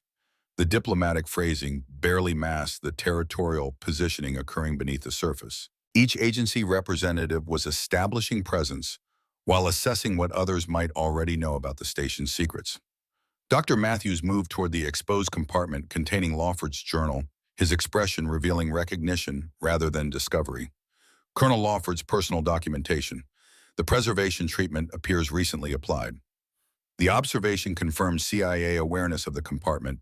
Before today's meeting, they had likely conducted their own unauthorized examinations separately from the DIA's preservation efforts. Multiple agencies were operating independently regarding the station while maintaining cordial professional interactions.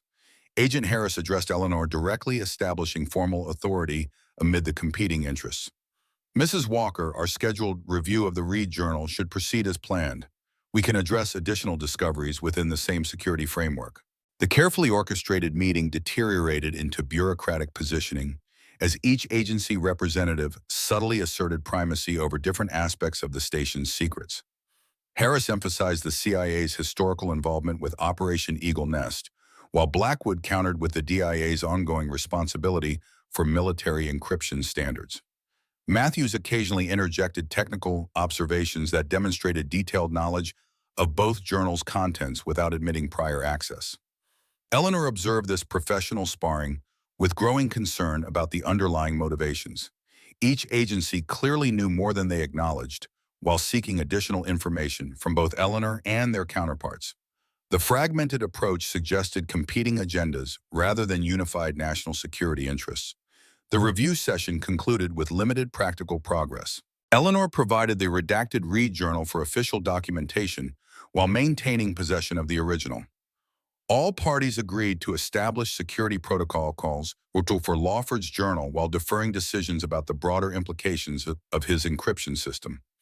As the government representatives prepared to depart, Dr. Blackwood requested a moment alone with Eleanor.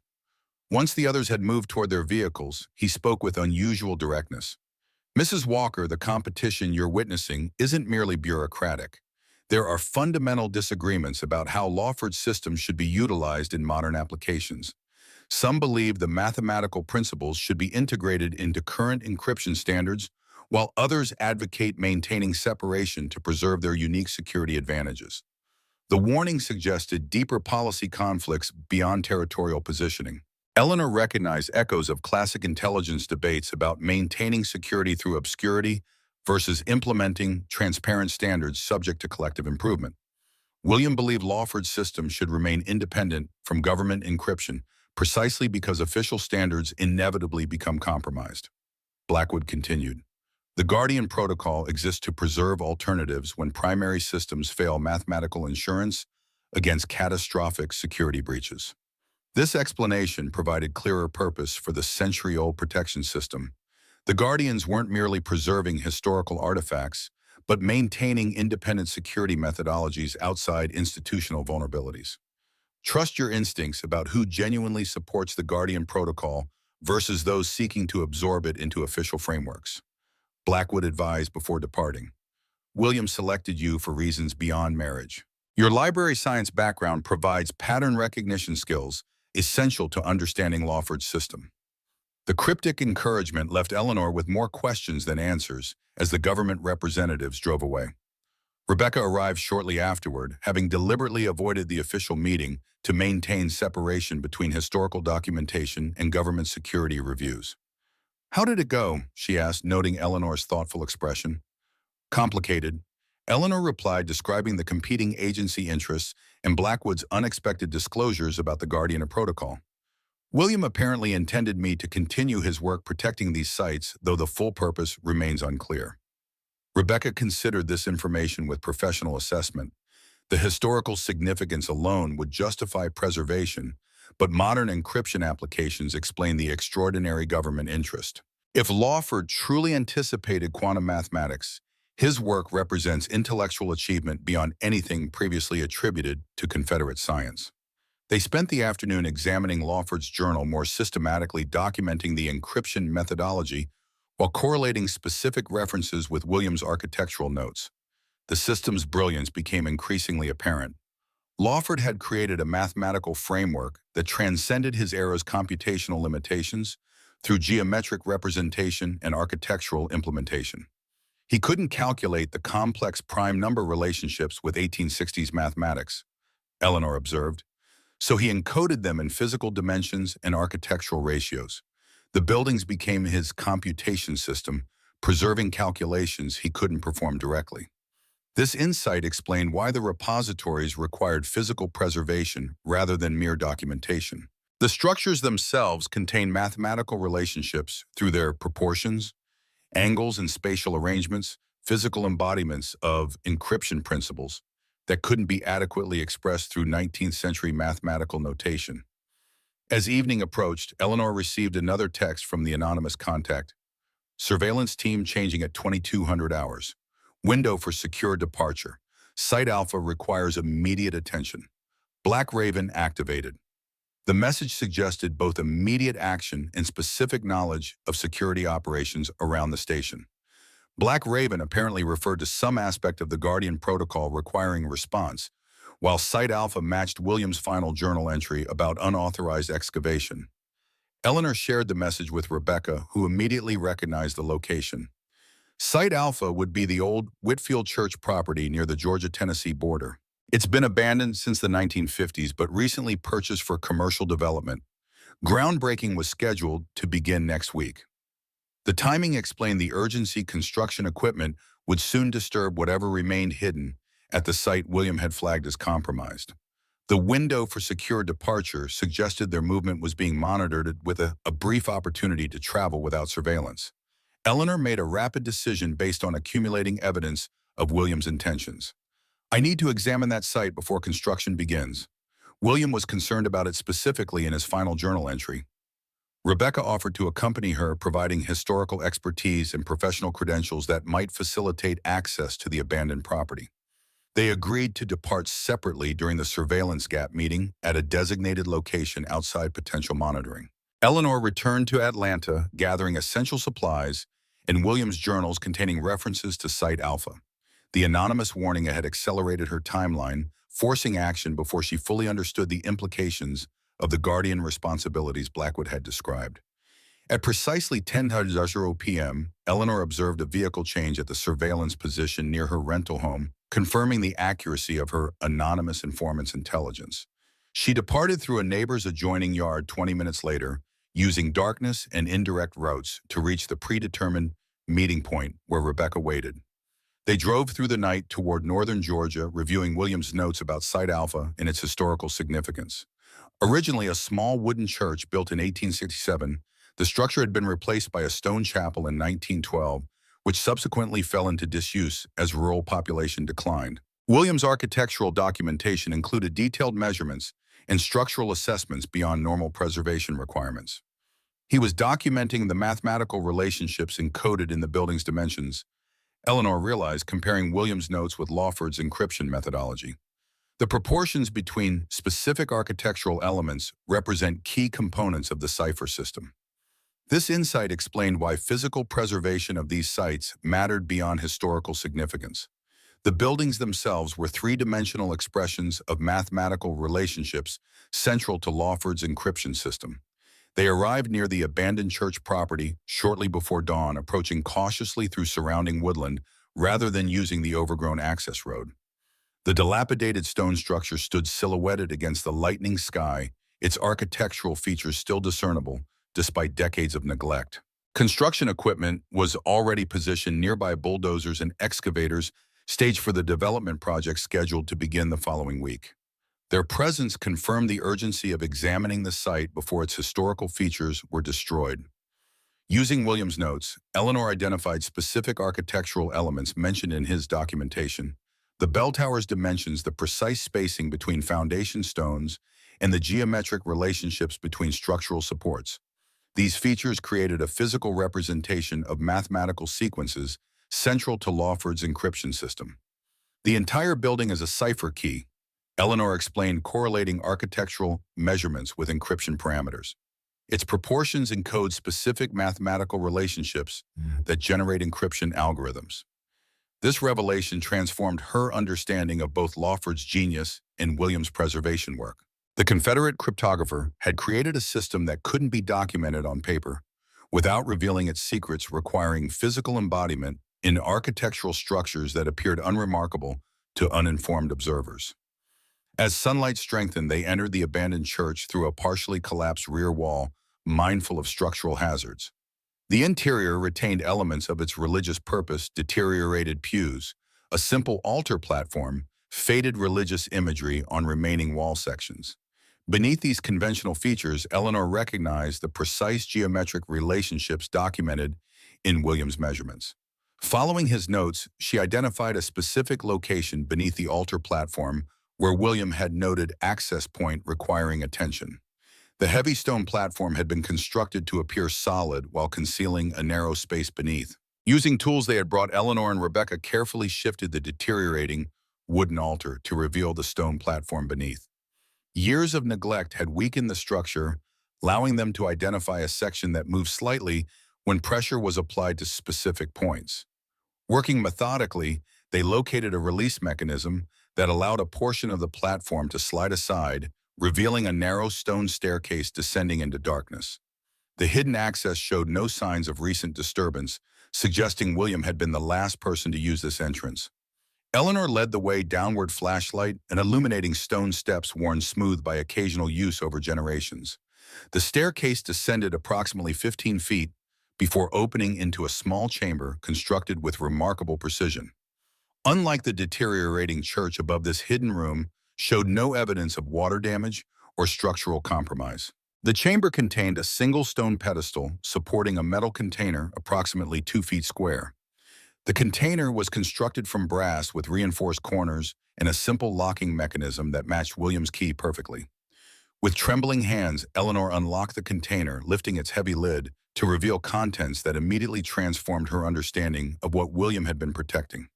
Inside lay not Confederate gold or treasury bonds, but technological artifacts that appeared wildly anachronistic for their Civil War origin. The container held precisely machined brass components assembled into what appeared to be a computational device, gears, dials, and interlocking components arranged with mathematical precision. Accompanying the device were parchment diagrams illustrating its operation and mathematical principles, all bearing Colonel Lawford's distinctive handwriting. "This can't be from 1865, Rebecca whispered, professional historian's certainty momentarily shaken. The engineering precision exceeds anything documented from that period. Yet Lawford's documentation clearly established its Civil War provenance, describing a mechanical calculation engine designed to generate encryption parameters through mathematical operations beyond human computation capabilities. The device represented technological advancement that shouldn't have existed for decades after its creation. Most remarkably, Lawford's notes reference concepts like nonlinear algorithmic progression and prime factorization barriers that anticipated computer science principles not formally established until the mid-20th century. The Confederate cryptographer had developed theoretical mathematical frameworks that modern encryption still utilized without apparently understanding their historical origin. This is what William was truly protecting. Eleanor realized, understanding finally crystallizing. Not Confederate gold or historical artifacts, but mathematical principles implemented through mechanical computation that anticipated modern encryption by nearly a century. The implications were staggering. Lawford had developed computational approaches to encryption that remained secure against modern cryptanalysis despite massive technological advancement. The principles embedded in his mechanical device had apparently influenced modern systems through Operation Eagle Nest, without public attribution to their Civil War origins. As Eleanor examined Lawford's documentation more carefully, she discovered references to Black Raven implementation, the same phrase mentioned in her anonymous informant's message. The protocol apparently involved relocating the computational device before the site faced compromise, transferring it to a secure alternate location established within the Guardian framework. The device's anachronistic sophistication explained the extraordinary government interest in ongoing security protocols. If publicly revealed, Lawford's achievement would rewrite technological history while potentially exposing mathematical vulnerabilities in derivative modern systems. Eleanor was photographing the device and documentation when Rebecca's posture suddenly tensed. "Someone's approaching the church," she whispered, hearing movement above. Multiple individuals moving with coordination rather than casual exploration.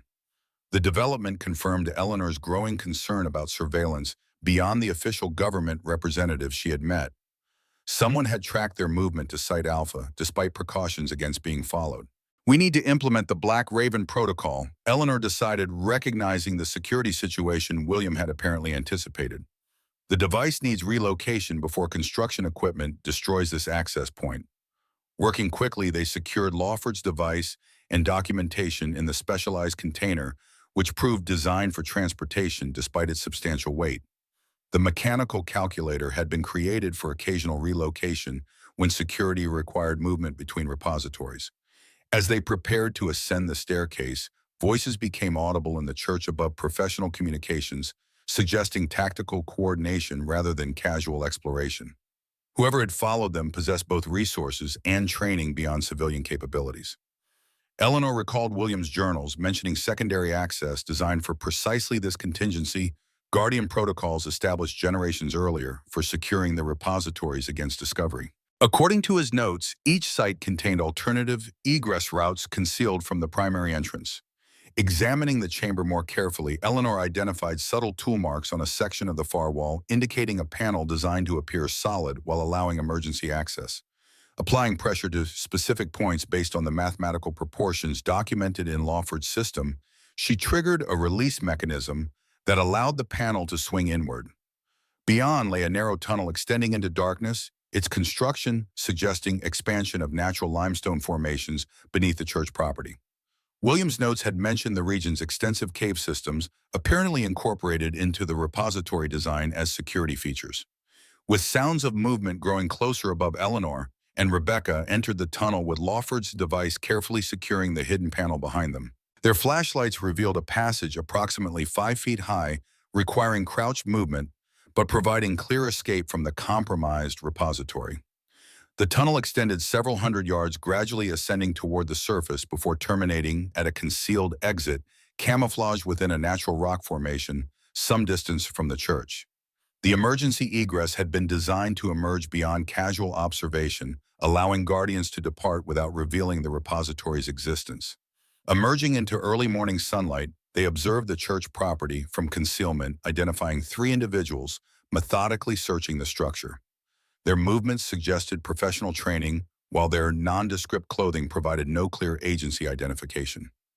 "We need to reach the secondary location," Eleanor whispered, consulting Williams' journals for guidance. His notes mentioned Site Gamma as the designated alternate repository if Alpha faced compromise, a location approximately 30 miles southeast near a small reservoir created in the 1940s.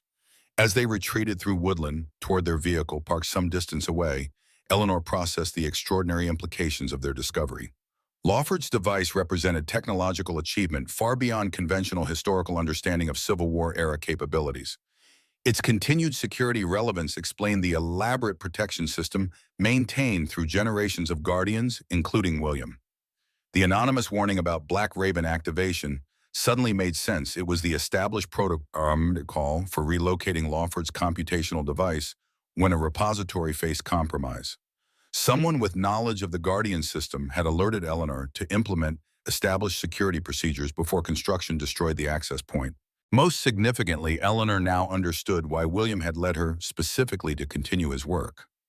Her library science background provided the pattern recognition skills needed to understand classification systems and information organization, essential capabilities for comprehending Lawford's encryption methodology and maintaining the distributed security model protecting his mathematical innovations.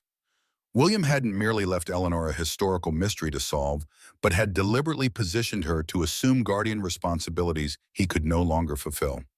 The breadcrumb trail leading to Oakwood Station had been carefully designed to establish her understanding through discovery rather than direct instruction, exactly as Dr. Blackwood had described the Guardian succession protocol. As they drove towards Site Gamma with Lawford's device secured in their vehicle, Eleanor realized her life had fundamentally transformed beyond merely owning a historic property. She had inherited responsibility for protecting mathematical principles that maintained security relevance despite their Civil War origins, a legacy connecting her not just to William, but to generations of guardians stretching back to Colonel Lawford himself. The widow who had been struggling to survive financially while mourning her husband now found herself at the center of an intelligence operation spanning centuries. The abandoned train station that had seemed like an impulsive purchase had become her introduction to responsibilities William had maintained throughout their marriage, without her knowledge protecting secrets that retained national security significance 150 years after their creation. Site Gamma emerged from the morning mist as Eleanor and Rebecca approached, a modest stone chapel overlooking a man-made reservoir constructed during the 1940s. Unlike the abandoned church at Site Alpha, this location remained an active place of worship, its well-maintained grounds, and regular services, providing perfect cover for the repository hidden beneath. The small cemetery adjacent to the chapel contained generations of local families, its orderly rows of headstones concealing the mathematical precision of their arrangement. Another physical expression of Lawford's encryption system hiding in plain sight. Eleanor parked some distance away, conscious of potential surveillance, following their narrow escape from Site Alpha. Williams' journals detailed the chapel's significance, describing architectural modifications implemented during renovation work he had supervised as consulting preservationist in the late 1990s. The seemingly routine structural reinforcement had actually established secure storage facilities beneath the chapel floor, accessible through a carefully concealed entrance in the small vestry. The Sunday morning service was concluding as they approached parishioners emerging into sunlight with the relaxed familiarity of a close-knit rural congregation.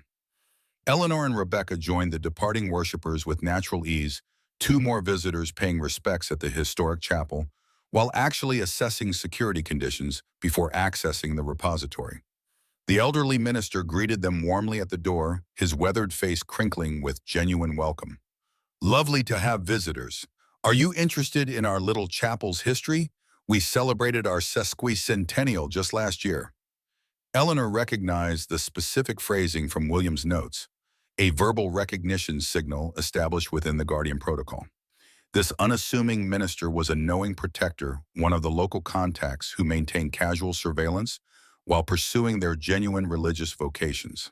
William had established a network of such individuals throughout the Southeast people who watched over repository sites without knowing their full significance. "My husband was an architectural preservationist," Eleanor replied, completing the recognition exchange. "He always admired chapels from this period. The proportions reflect classical influences while incorporating regional materials." The minister's subtle nod acknowledged her identity while maintaining conversational normalcy. "You're welcome to look around inside.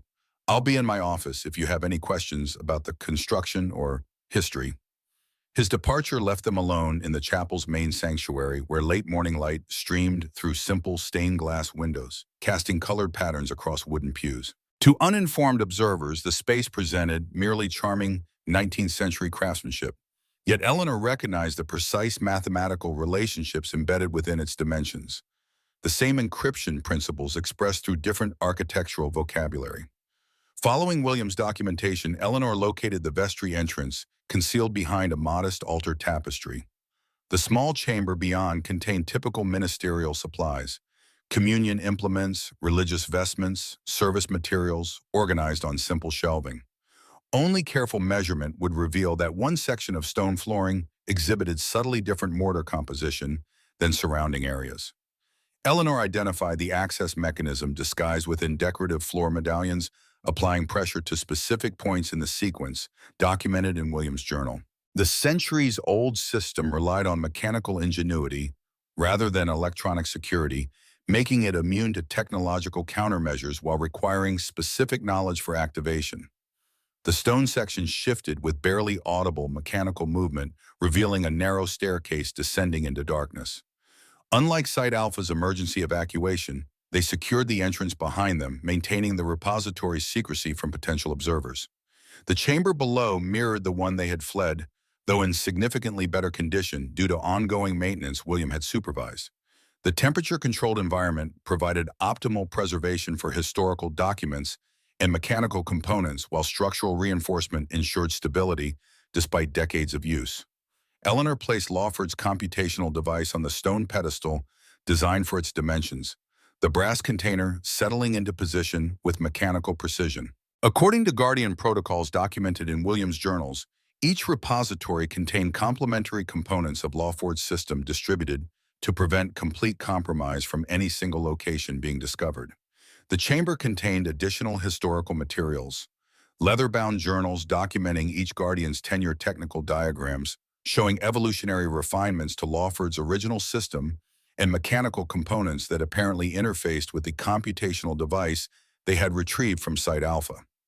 As Eleanor examined these materials, she discovered documentation specifically addressing Black Raven Protocol implementation, the emergency procedure for consolidating distributed components when the security model faced fundamental compromise. The protocol called for gathering critical elements from all 7 repositories at a designated final integration site where Lawford's complete system could be assembled if preservation required demonstration of its functionality. The implications were extraordinary. Lawford hadn't merely theorized advanced encryption principles, but had constructed a functional computational system capable of generating encryption parameters beyond 19th century mathematical frameworks. The distributed components were designed for eventual reassembly, creating a complete system that apparently retained security relevance despite 150 years of technological advancement. Williams' final journal entries suddenly gained clearer context. His concern about unauthorized excavation and technological detection methods represented fundamental threats to the distributed security model. Modern ground-penetrating radar and thermal imaging could potentially identify all repository locations, simultaneously creating vulnerability the system had never previously faced. The Guardian Protocol may require activation sooner than anticipated, he had written just before his illness. The statement wasn't merely precautionary, but reflected active consideration of implementing the Black Raven contingency, consolidating Lawford's system to prevent loss through modern detection capabilities. This realization transformed Eleanor's understanding of her role in continuing Williams' work. She wasn't merely monitoring historically significant sites, but potentially implementing the culmination of a security protocol established generations earlier, the final phase of Lawford's extraordinary contingency plan. As they documented the chamber's contents, Rebecca discovered a sealed envelope addressed in Williams' distinctive handwriting for the 8th Guardian, to be opened when Black Raven activation becomes necessary. The formal designation confirmed Dr. Blackwood's assertion that William had intended Eleanor as his successor in the Guardian sequence. The envelope contained a letter dated 3 months before William's death, its contents transforming Eleanor's understanding of both his illness and her current circumstances. Eleanor, my beloved wife and trusted guardian, if you are reading this, you have discovered the truth about my work beyond architectural preservation and followed the path I hoped would lead you to this moment. I always intended you as my successor, recognizing in you the perfect combination of analytical intelligence, pattern recognition, capabilities, and fundamental integrity the guardian responsibility requires. What I could never tell you during my life was that my cancer wasn't random misfortune, but the direct consequence of my guardian duties. Site Delta in Eastern Virginia contained radiation-emitting components that Lawford incorporated from materials not recognized as hazardous in his era. My regular monitoring exposed me to levels that eventually triggered the illness that will take me from you. I accepted this risk knowingly, understanding that each guardian faces unique challenges in their service. The 7 repositories collectively contain a computational system that anticipated quantum encryption principles by more than a century. Lawford didn't merely develop advanced mathematical theory, but constructed functional technology, implementing those principles through mechanical means. The system's distributed storage has protected this achievement from both public discovery and government exploitation for generations. Recent technological developments have compromised this security model. Ground-penetrating radar and satellite thermal imaging can now detect subsurface anomalies without prior knowledge of their existence. All 7 repositories face potential simultaneous discovery, creating unprecedented vulnerability. The Black Raven Protocol exists for precisely this contingency, consolidating critical components at the final integration site where Lawford's complete system can be assembled if necessary. This integration has never been implemented since the original distribution in 1865, as each guardian hoped their successor would never face circumstances requiring such drastic measures. I believe you now face this necessity. The coordinates for the final integration site are encoded using the Eagle pattern at Oakwood Station, the encryption methodology you've been learning through your investigation. Trust Rebecca Morgan's historical expertise and Dr. James Blackwood's technical knowledge, but maintain independent judgment about implementation timing. Know that I never kept this from you through lack of trust, but because Guardian Protocol requires demonstrated capability through discovery rather than direct instruction. You've proven yourself worthy through the path you've followed since finding my key. With eternal love and complete confidence, William. The letter confirmed Eleanor's growing suspicion about William's cancer while revealing the full significance of the guardian responsibility she had inherited. Her husband had sacrificed his life protecting Lawford's system, knowingly accepting radiation exposure through regular monitoring of contaminated components. Most significantly, William had directly authorized Black Raven protocol implementation if Eleanor deemed it necessary, the first time in the Guardian succession that complete integration had been considered since Lawford's original distribution. The technological threat creating this necessity hadn't existed for previous Guardians who maintained the distributed model throughout wars, economic upheavals, and political transitions. Eleanor shared the letter with Rebecca, whose historical perspective provided valuable context for their next decisions. The historian recognized the extraordinary implications of Lawford's achievement potentially remaining relevant to modern encryption despite the technological gulf separating his era from contemporary computing. If Lawford truly anticipated quantum encryption principles through mechanical computation, the system represents intellectual achievement beyond anything previously attributed to that historical period. Rebecca observed professional assessment momentarily overwhelmed by the discovery's implications. The security applications would justify extraordinary protection measures across generations. Eleanor considered William's guidance regarding Rebecca and Dr. Blackwood, trusting their expertise while maintaining independent judgment about implementation timing. The accelerating events since discovering Oakwood Station suggested increasing threat to the distributed repositories, potentially justifying the unprecedented step of activating the final integration site. As they secured the chamber and prepared to depart, Eleanor's phone showed multiple missed calls from unknown numbers, likely government agencies discovering their absence from expected surveillance positions. The situation was escalating beyond controlled investigation into active security operations involving multiple interested parties. Rebecca's phone rang with a call from the Historical Society where staff reported unusual visitors asking detailed questions about Oakwood Station and Eleanor's background. The inquiries had seemed professional, but carried subtle interrogation techniques suggesting intelligence training rather than academic interest. We need to implement the full Black Raven protocol, Eleanor decided, recognizing the converging threats to both the repositories and their own safety. William believed the distributed model had become vulnerable to technological detection. These coordinated approaches from multiple agencies confirm his assessment. The decision initiated the most significant security action in the Guardian succession since Lawford's original establishment of the distributed repositories. According to William's documentation, Black Raven implementation required retrieving critical components from all 7 sites for assembly at the final integration site, a location encoded within the Eagle pattern at Oakwood Station. Eleanor applied her developing understanding of Lawford's encryption methodology to the fireplace carvings correlating specific elements with geographical coordinates. The system utilized multiple encryption layers requiring sequential decryption through progressive pattern recognition rather than direct translation.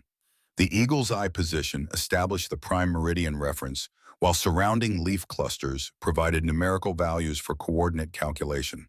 The mathematical elegance of the system became increasingly apparent as Eleanor worked through the decryption sequence, revealing coordinates pointing to a location in the Appalachian Mountains of western North Carolina. William's journals contained oblique references to this area, mentioning architectural surveys of early mining operations with unique structural preservation requirements. The documentation established professional justification for his repeated visits while concealing the location's true significance within the Guardian framework. Their departure from Site Gamma required careful execution to avoid established surveillance. Using back roads and indirect routes, they traveled toward the mountain coordinates while monitoring for potential pursuit. Eleanor contacted Dr. Blackwood through secure channels William had documented, requesting technical assistance for the unprecedented system integration they were undertaking. Blackwood's response confirmed Eleanor's growing suspicion about the complex motivations surrounding Lawford's system. Multiple agencies have identified repository locations through technological detection. Competing interests include historical documentation, technical exploitation, and classification burial. Integration implementation receives authorization at highest levels. Will meet at coordinates with necessary support. The cryptic message acknowledged governmental awareness of their activities while indicating authorized support for the Black Raven protocol.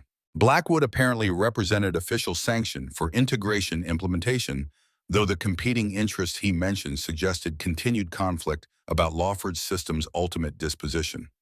The mountain location emerged from morning fog as they approached after nightfall, a cluster of seemingly abandoned mining structures nestled within a remote valley accessible only through a single unpaved road. The weathered wooden buildings appeared unexceptional to casual observation, yet exhibited the mathematical proportions characteristic of Lawford's architectural encryption. Dr. Blackwood awaited their arrival with a small technical team, their equipment suggesting sophisticated capabilities beyond standard historical preservation. The integration site had been secured against unauthorized access with perimeter monitoring, ensuring privacy for the unprecedented operation they were undertaking.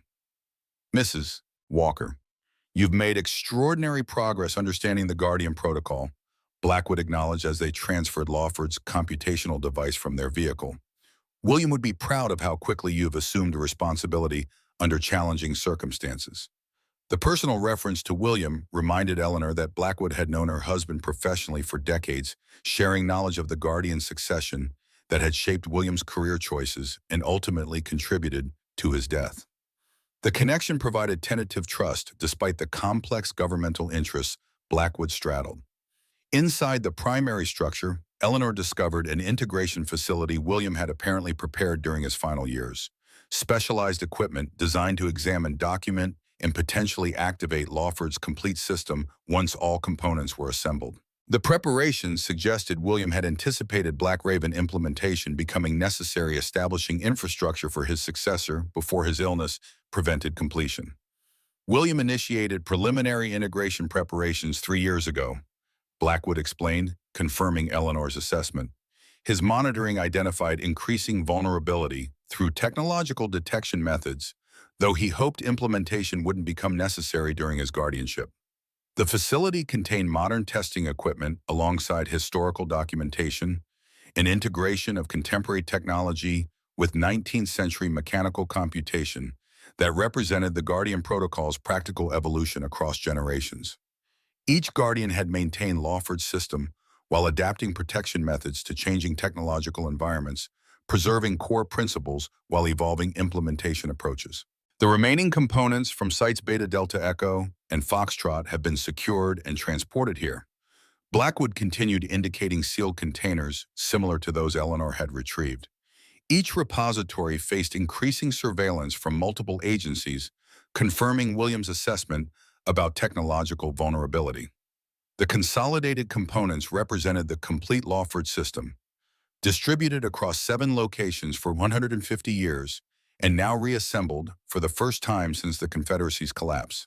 Eleanor examined the mechanical precision of components designed to interconnect, despite their distributed storage, marveling at Lawford's engineering foresight in creating a system designed for eventual reassembly. As technical specialists began examining individual components, Rebecca provided historical context from documentation retrieved from each repository. Lawford's complete journals revealed extraordinary background that transformed understanding of both his achievements and the system's origins. Colonel Lawford wasn't merely a Confederate cryptographer developing encryption methods, Rebecca explained, referencing newly discovered documentation. He was corresponding with mathematical theorists throughout Europe and conducting independent research beyond anything previously attributed to American science during that period. This international connection explained the system's sophistication beyond contemporary American capabilities. Lawford had incorporated theoretical principles from European mathematicians while developing practical implementations exceeding their abstract concepts, creating functional computation for encryption generation that remained mathematically sound despite technological evolution. Most remarkably, Lawford's documentation revealed the system's intended purpose beyond immediate Confederate security needs. He had recognized the mathematical principles underlying his encryption approach would retain validity regardless of technological advancement, potentially providing security capabilities even as computation evolved beyond mechanical implementation. Lawford created a mathematical insurance policy against future cryptographic vulnerability. Eleanor realized understanding finally crystallizing. The distributed repositories weren't merely hiding Confederate assets, but preserving encryption methodology intended to maintain security relevance across generations. This insight explained the Guardian succession and the extraordinary measures maintaining secrecy for 150 years. Each Guardian hadn't merely protected historical artifacts, but maintained alternative encryption capabilities outside institutional frameworks. Mathematical principles immune to compromise through their physical implementation and distributed storage. As integration proceeded, connecting components that had remained separated since 1865, Eleanor recognized the culmination of responsibility William had prepared her to assume. She wasn't merely continuing his preservation work, but implementing the contingency he had anticipated when technological detection threatened the distributed security model.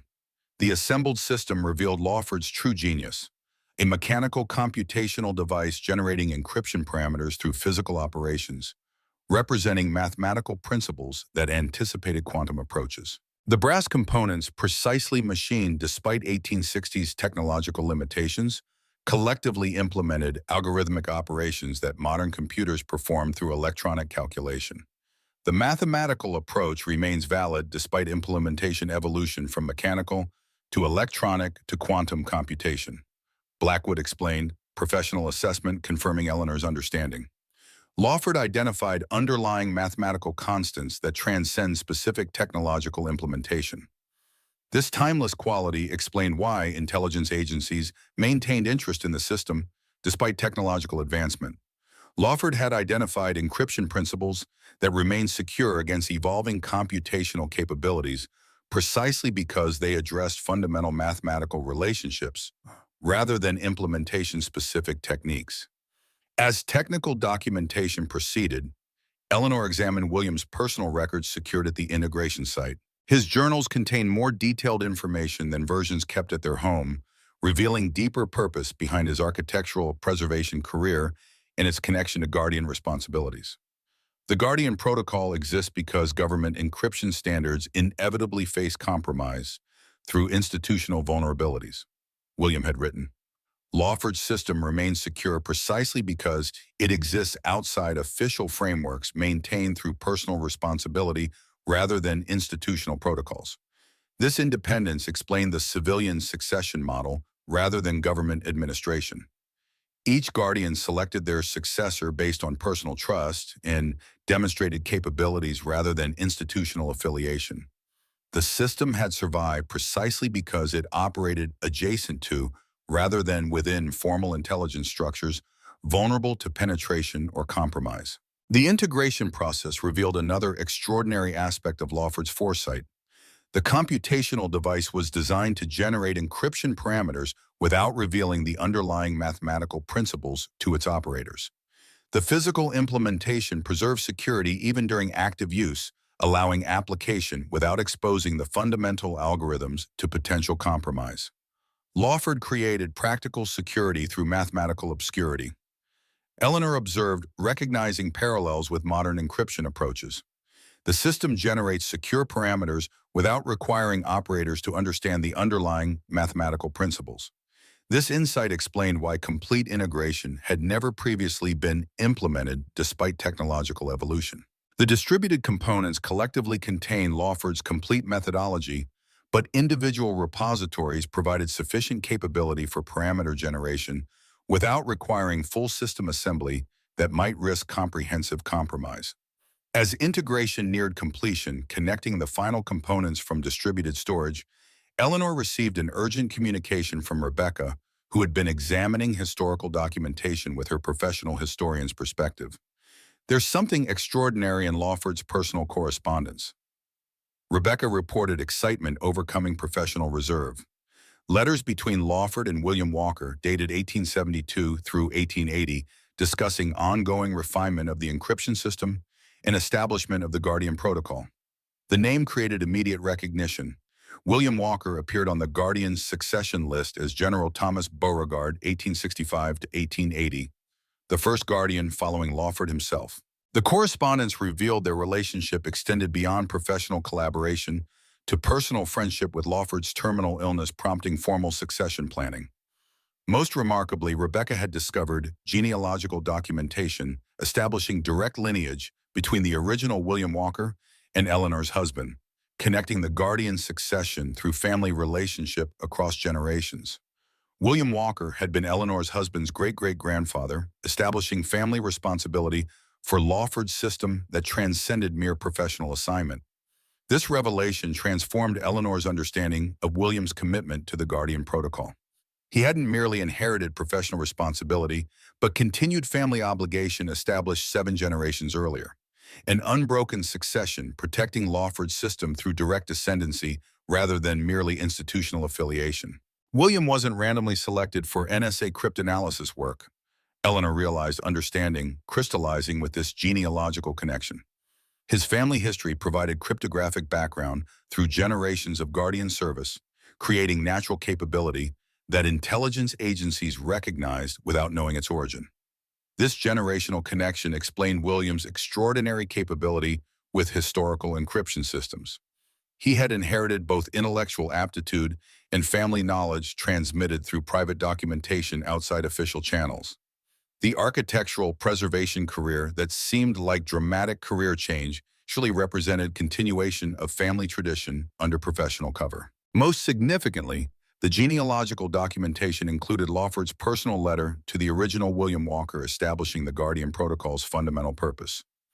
This system must remain beyond government control precisely because official frameworks inevitably face compromise through institutional vulnerability. Each Guardian serves not merely institutional security, but fundamental liberty through encryption independence from authority structures. This core principle illuminated the extraordinary measures maintaining secrecy across generations. Lawford hadn't merely created advanced encryption, but established philosophical framework for maintaining security independence from governmental control. Each Guardian protected technological capabilities while preserving the principle that secure communication must exist beyond institutional frameworks to maintain fundamental liberty. Eleanor's understanding deepened further when Blackwood provided declassified documentation about Operation Eagle Nest's actual findings. The NSA operation had discovered Soviet cryptographers independently developing similar mathematical approaches during the early Cold War, suggesting universal principles rather than merely parallel development. Both American and Soviet intelligence agencies recognized the implications of Lawford's approach when William identified the mathematical connections during Operation Eagle Nest. Blackwood explained, the distributed Guardian Protocol prevented either superpower from establishing monopoly control over the underlying principles. This balance had apparently supported strategic stability during Cold War cryptographic competition.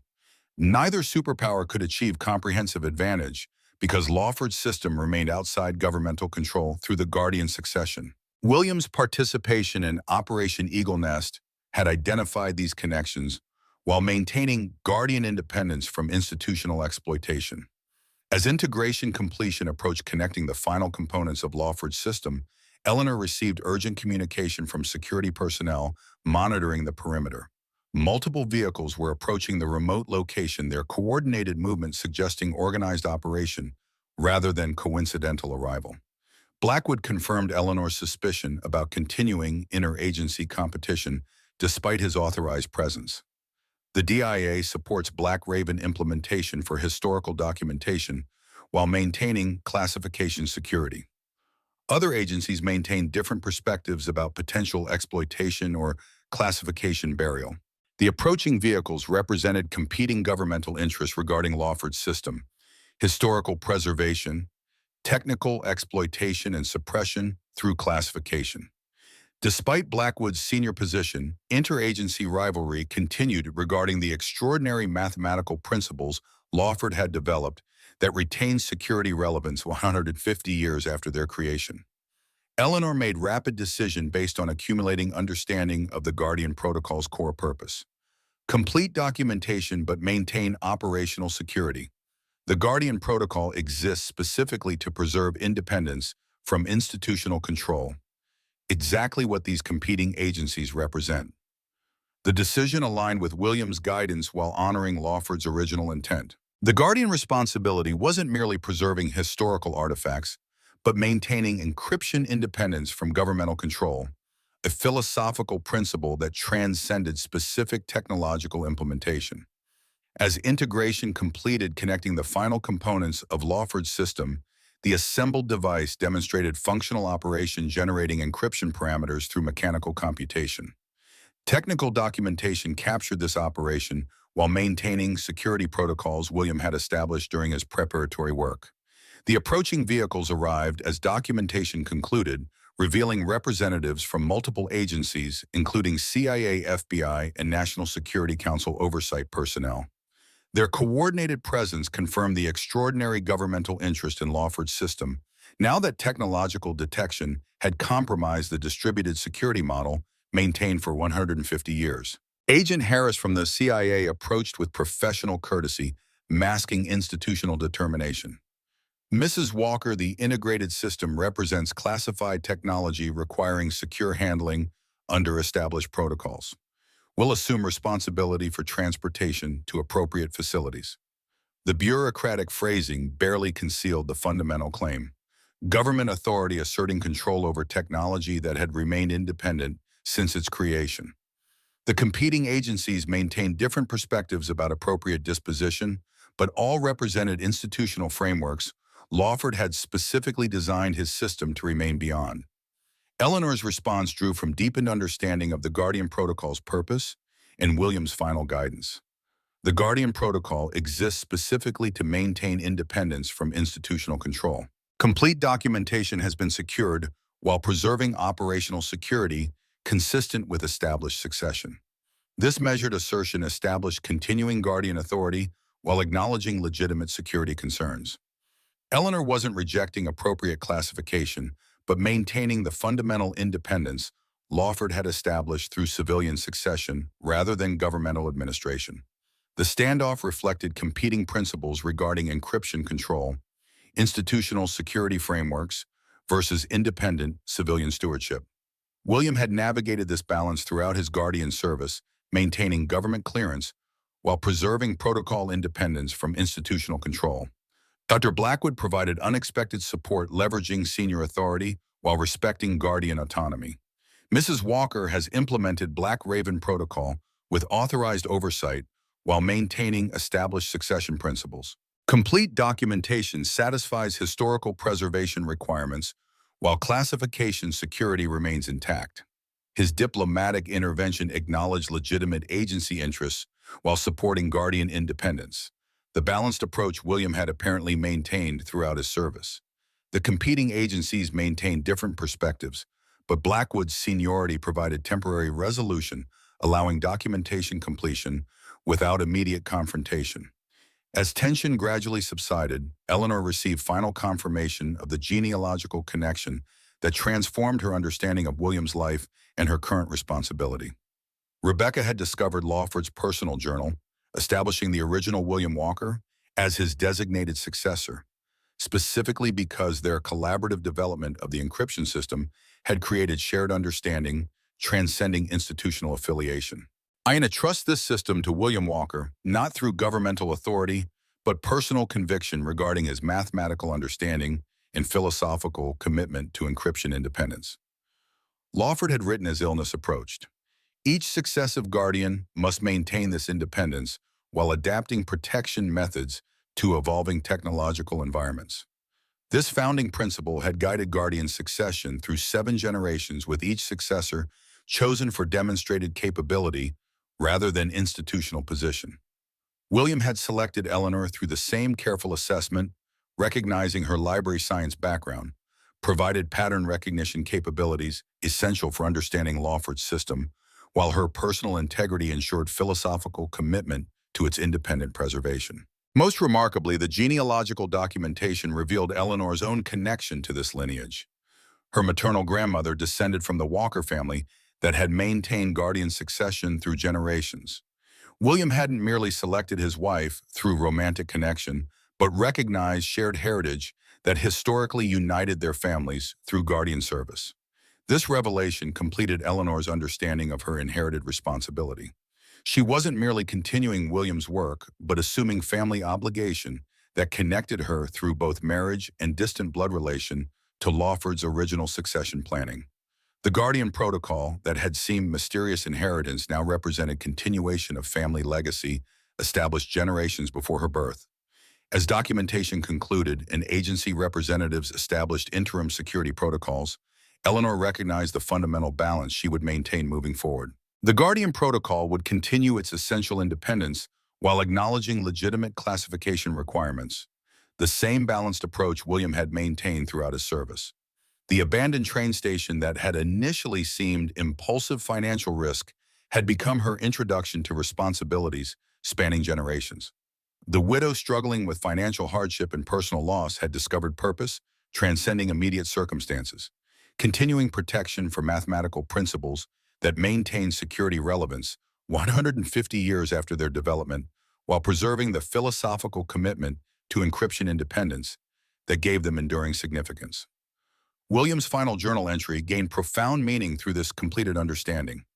Each guardian serves temporary stewardship in continuing succession. The principles remain, while implementation evolves, connecting generations through shared commitment to security independence. Eleanor will understand when discovery reveals what instruction cannot convey. The cryptic statement perfectly captured the Guardian Protocol's essence: principles transcending specific implementation, connecting generations through shared commitment, revealing purpose through discovery rather than instruction. Eleanor had completed the journey William designed, establishing understanding through investigation rather than passive reception. As morning light illuminated the mountain valleys surrounding the integration site, Eleanor watched technical specialists completing documentation of Lawford's assembled system. The mechanical device generating encryption parameters through physical operation represented technological achievement, transcending its historical origins. Mathematical principles implemented through brass components that anticipated computational evolution by more than a century. The Guardian Protocol would continue adapting to technological environments while maintaining its core purpose, preserving encryption independence from institutional control. Eleanor would navigate the same balance William had maintained throughout his service, acknowledging legitimate security concerns while preserving the fundamental autonomy Lawford had established through civilian succession. The abandoned train station that had initially represented financial burden had become headquarters for responsibilities spanning generations.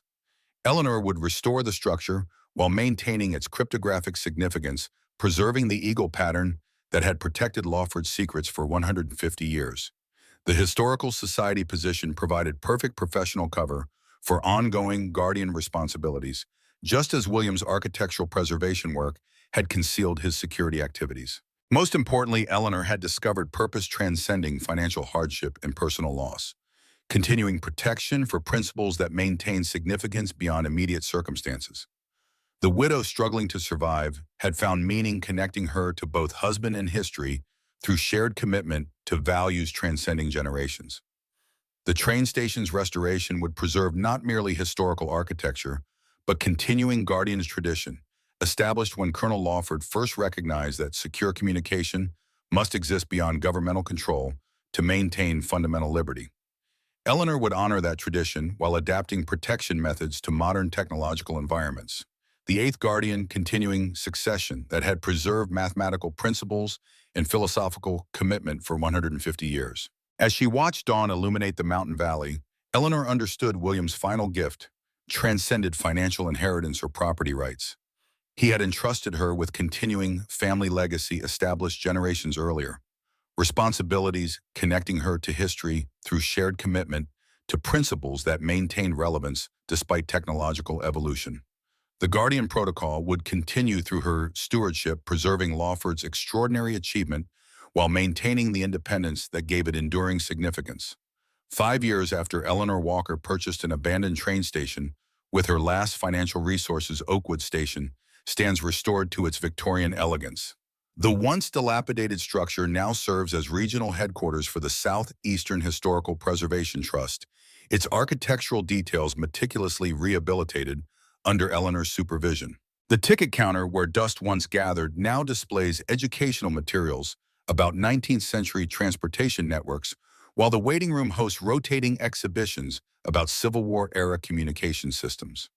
Only the eagle pattern remains exactly as William found it decades earlier. The fireplace carvings, preserved in their original condition with minimal intervention beyond stabilization. Visitors admire the craftsmanship while remaining unaware of the encryption system hidden within the decorative elements.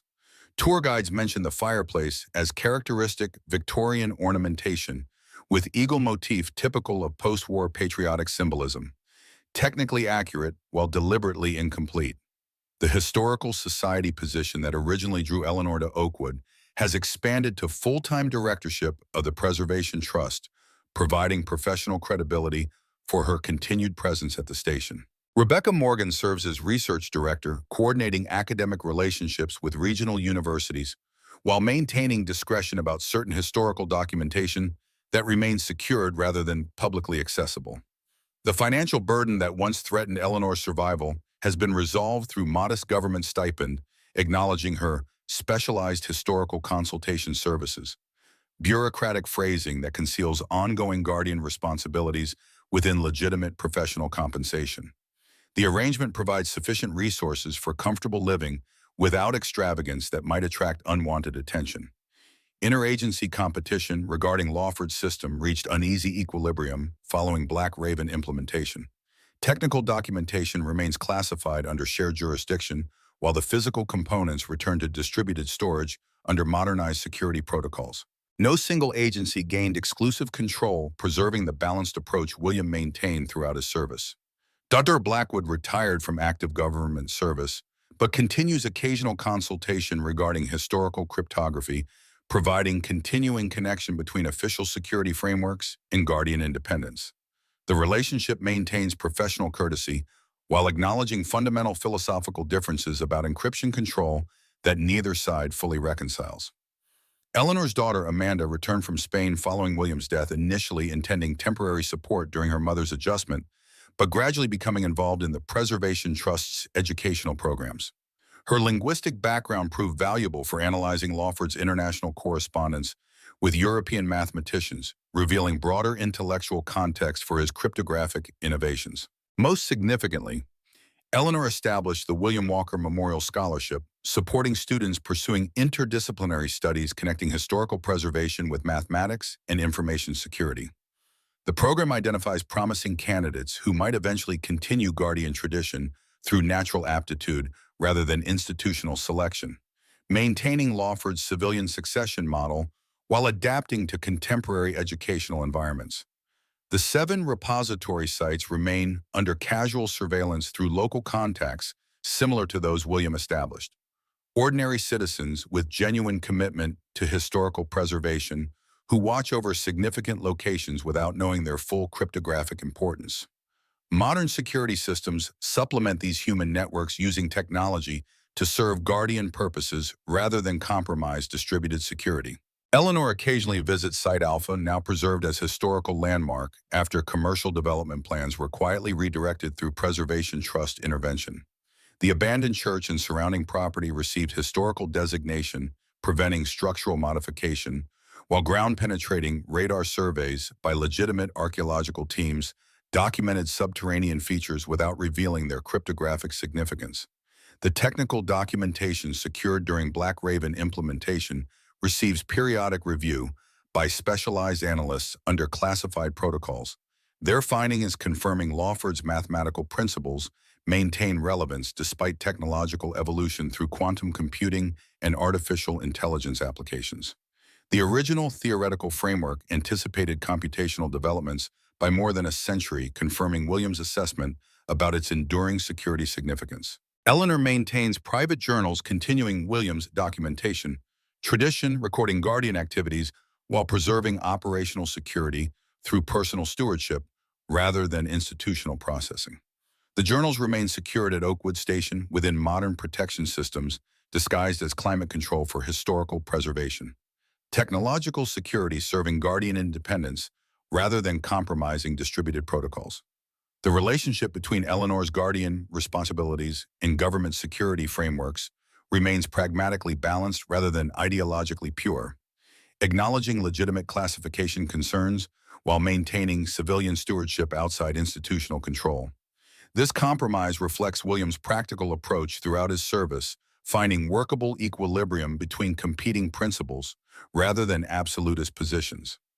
Eleanor occasionally encounters Agent Harris and Dr. Matthews during official review sessions, their professional interaction maintaining respectful boundaries while acknowledging fundamental differences about encryption control. The competing perspectives remain unresolved, but practically managed through mutual recognition that neither complete independence nor absolute government control serves optimal security outcomes.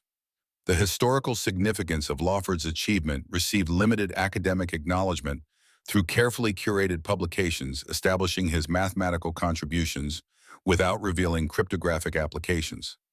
The scholarly recognition remains deliberately incomplete, establishing intellectual priority while maintaining operational security regarding practical implementation. Most personally meaningful, Eleanor established annual memorial service at Site Gamma's Chapel Cemetery, honoring William and previous guardians without publicly acknowledging their shared service. The quiet ceremony maintains private reverence while preserving operational security, balancing emotional need for commemoration with practical requirements for continuing guardian responsibilities. Amanda gradually learned portions of her father's true work through carefully managed disclosure, her initial shock and anger about family secrets evolving toward understanding William's impossible choice between disclosure and security responsibilities. The relationship between mother and daughter deepened through shared appreciation for William's impossible ethical position, trying to balance family transparency against classified obligations. The complex truth about William's cancer created both grief and pride, sorrow at preventable loss balanced against recognition of his knowing sacrifice, continuing guardian responsibilities despite personal risk. Eleanor established medical monitoring protocols for her own repository inspection routine, preventing similar radiation exposure while maintaining necessary site surveillance. The Guardian Protocol continues evolving as technological environments transform, adapting protection methods while maintaining core principles established when Colonel Lawford first recognized that secure communication must exist beyond governmental control to maintain fundamental liberty. Eleanor's library science background provides pattern recognition capabilities perfectly suited for cataloging distributed information while preserving systemic security through classification methodology. The government agencies that initially competed for control of Lawford's system gradually acknowledged value in maintaining civilian stewardship outside institutional frameworks, a distributed security model resistant to comprehensive compromise through its fundamental independence. The pragmatic balance serves national security while preserving philosophical principles about encryption independence from authority structures. Eleanor occasionally visits William's grave with fresh perspective on the husband she thought she fully knew during their marriage. The initial sense of betrayal regarding his secret responsibilities gradually transformed to deeper appreciation for his impossible ethical position, maintaining security clearance while preserving guardian independence, honoring marriage vows while upholding classified obligations. The financial struggle that once defined Eleanor's daily existence has been replaced by purposeful service, connecting her to both husband and history through shared commitment to principles transcending generations. The widow who once faced foreclosure and financial ruin now maintains comfortable stability while preserving mathematical principles and philosophical commitments that retain significance 150 years after their development. Most remarkably, Eleanor discovered her own capacity for navigating complex ethical terrain without absolute resolution, maintaining practical balance between competing principles while preserving core values despite imperfect implementation. The world contains fewer absolutes than ideology suggests, requiring principled pragmatism rather than dogmatic purity. The train station that once represented desperate financial risk now serves as headquarters for responsibilities spanning generations, connecting Eleanor to American history through continuing stewardship of principles that maintain relevance despite technological evolution. The eagle pattern that initially appeared merely decorative continues protecting secrets while symbolizing the preservation of secure communication beyond institutional control. As Eleanor completes her morning inspection of Oakwood Station before opening to visitors, she maintains private appreciation for the building's dual significance, publicly celebrating transportation history while privately continuing cryptographic tradition established when Colonel Lawford first recognized encryption's fundamental importance to liberty. The balance between disclosure and security defines both guardian responsibility and American democracy, maintaining transparent governance while preserving necessary confidentiality. The Guardian Protocol remains necessarily imperfect in its practical implementation, navigating between government security frameworks and civilian independence without achieving absolute resolution of competing principles. This pragmatic balance reflects American governance itself, maintaining tension between security requirements and liberty protections without perfect reconciliation of their inherent conflicts. Williams' final journal entry gained deeper significance through Eleanor's experiences navigating these complex tensions. The Guardian serves principles rather than institutions, preserving capabilities that transcend governmental authority while acknowledging legitimate security requirements. This balance requires continuous recalibration rather than permanent resolution, the fundamental challenge facing each Guardian throughout their service. Eleanor embodies this balanced approach as the eighth Guardian, preserving Lawford's system while adapting protection methods to contemporary environments. The mathematical principles remain relevant despite technological evolution, while the philosophical commitment to encryption independence maintains significance despite changing security frameworks. Visitors entering Oakwood Station encounter a beautifully restored Victorian building celebrating transportation history while remaining unaware of the cryptographic significance hidden within its architectural elements. The eagle pattern continues protecting secrets in plain sight, embodying the fundamental principle that secure communication must exist beyond institutional control to maintain the liberty Colonel Lawford recognized as requiring protection beyond governmental authority.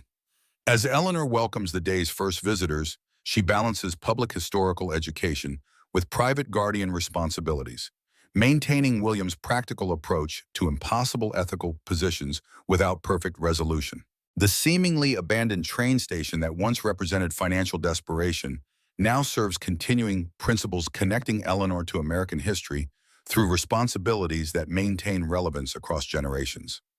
The train whistle from a modern passenger service recently restored to Oakwood echoes across the station grounds, connecting past transportation with present renewal, while Eleanor continues Guardian's tradition established 150 years earlier. The practical restoration of rail service parallels the pragmatic continuation of security principles, adapting historical foundations to contemporary requirements while maintaining core purpose across changing environments.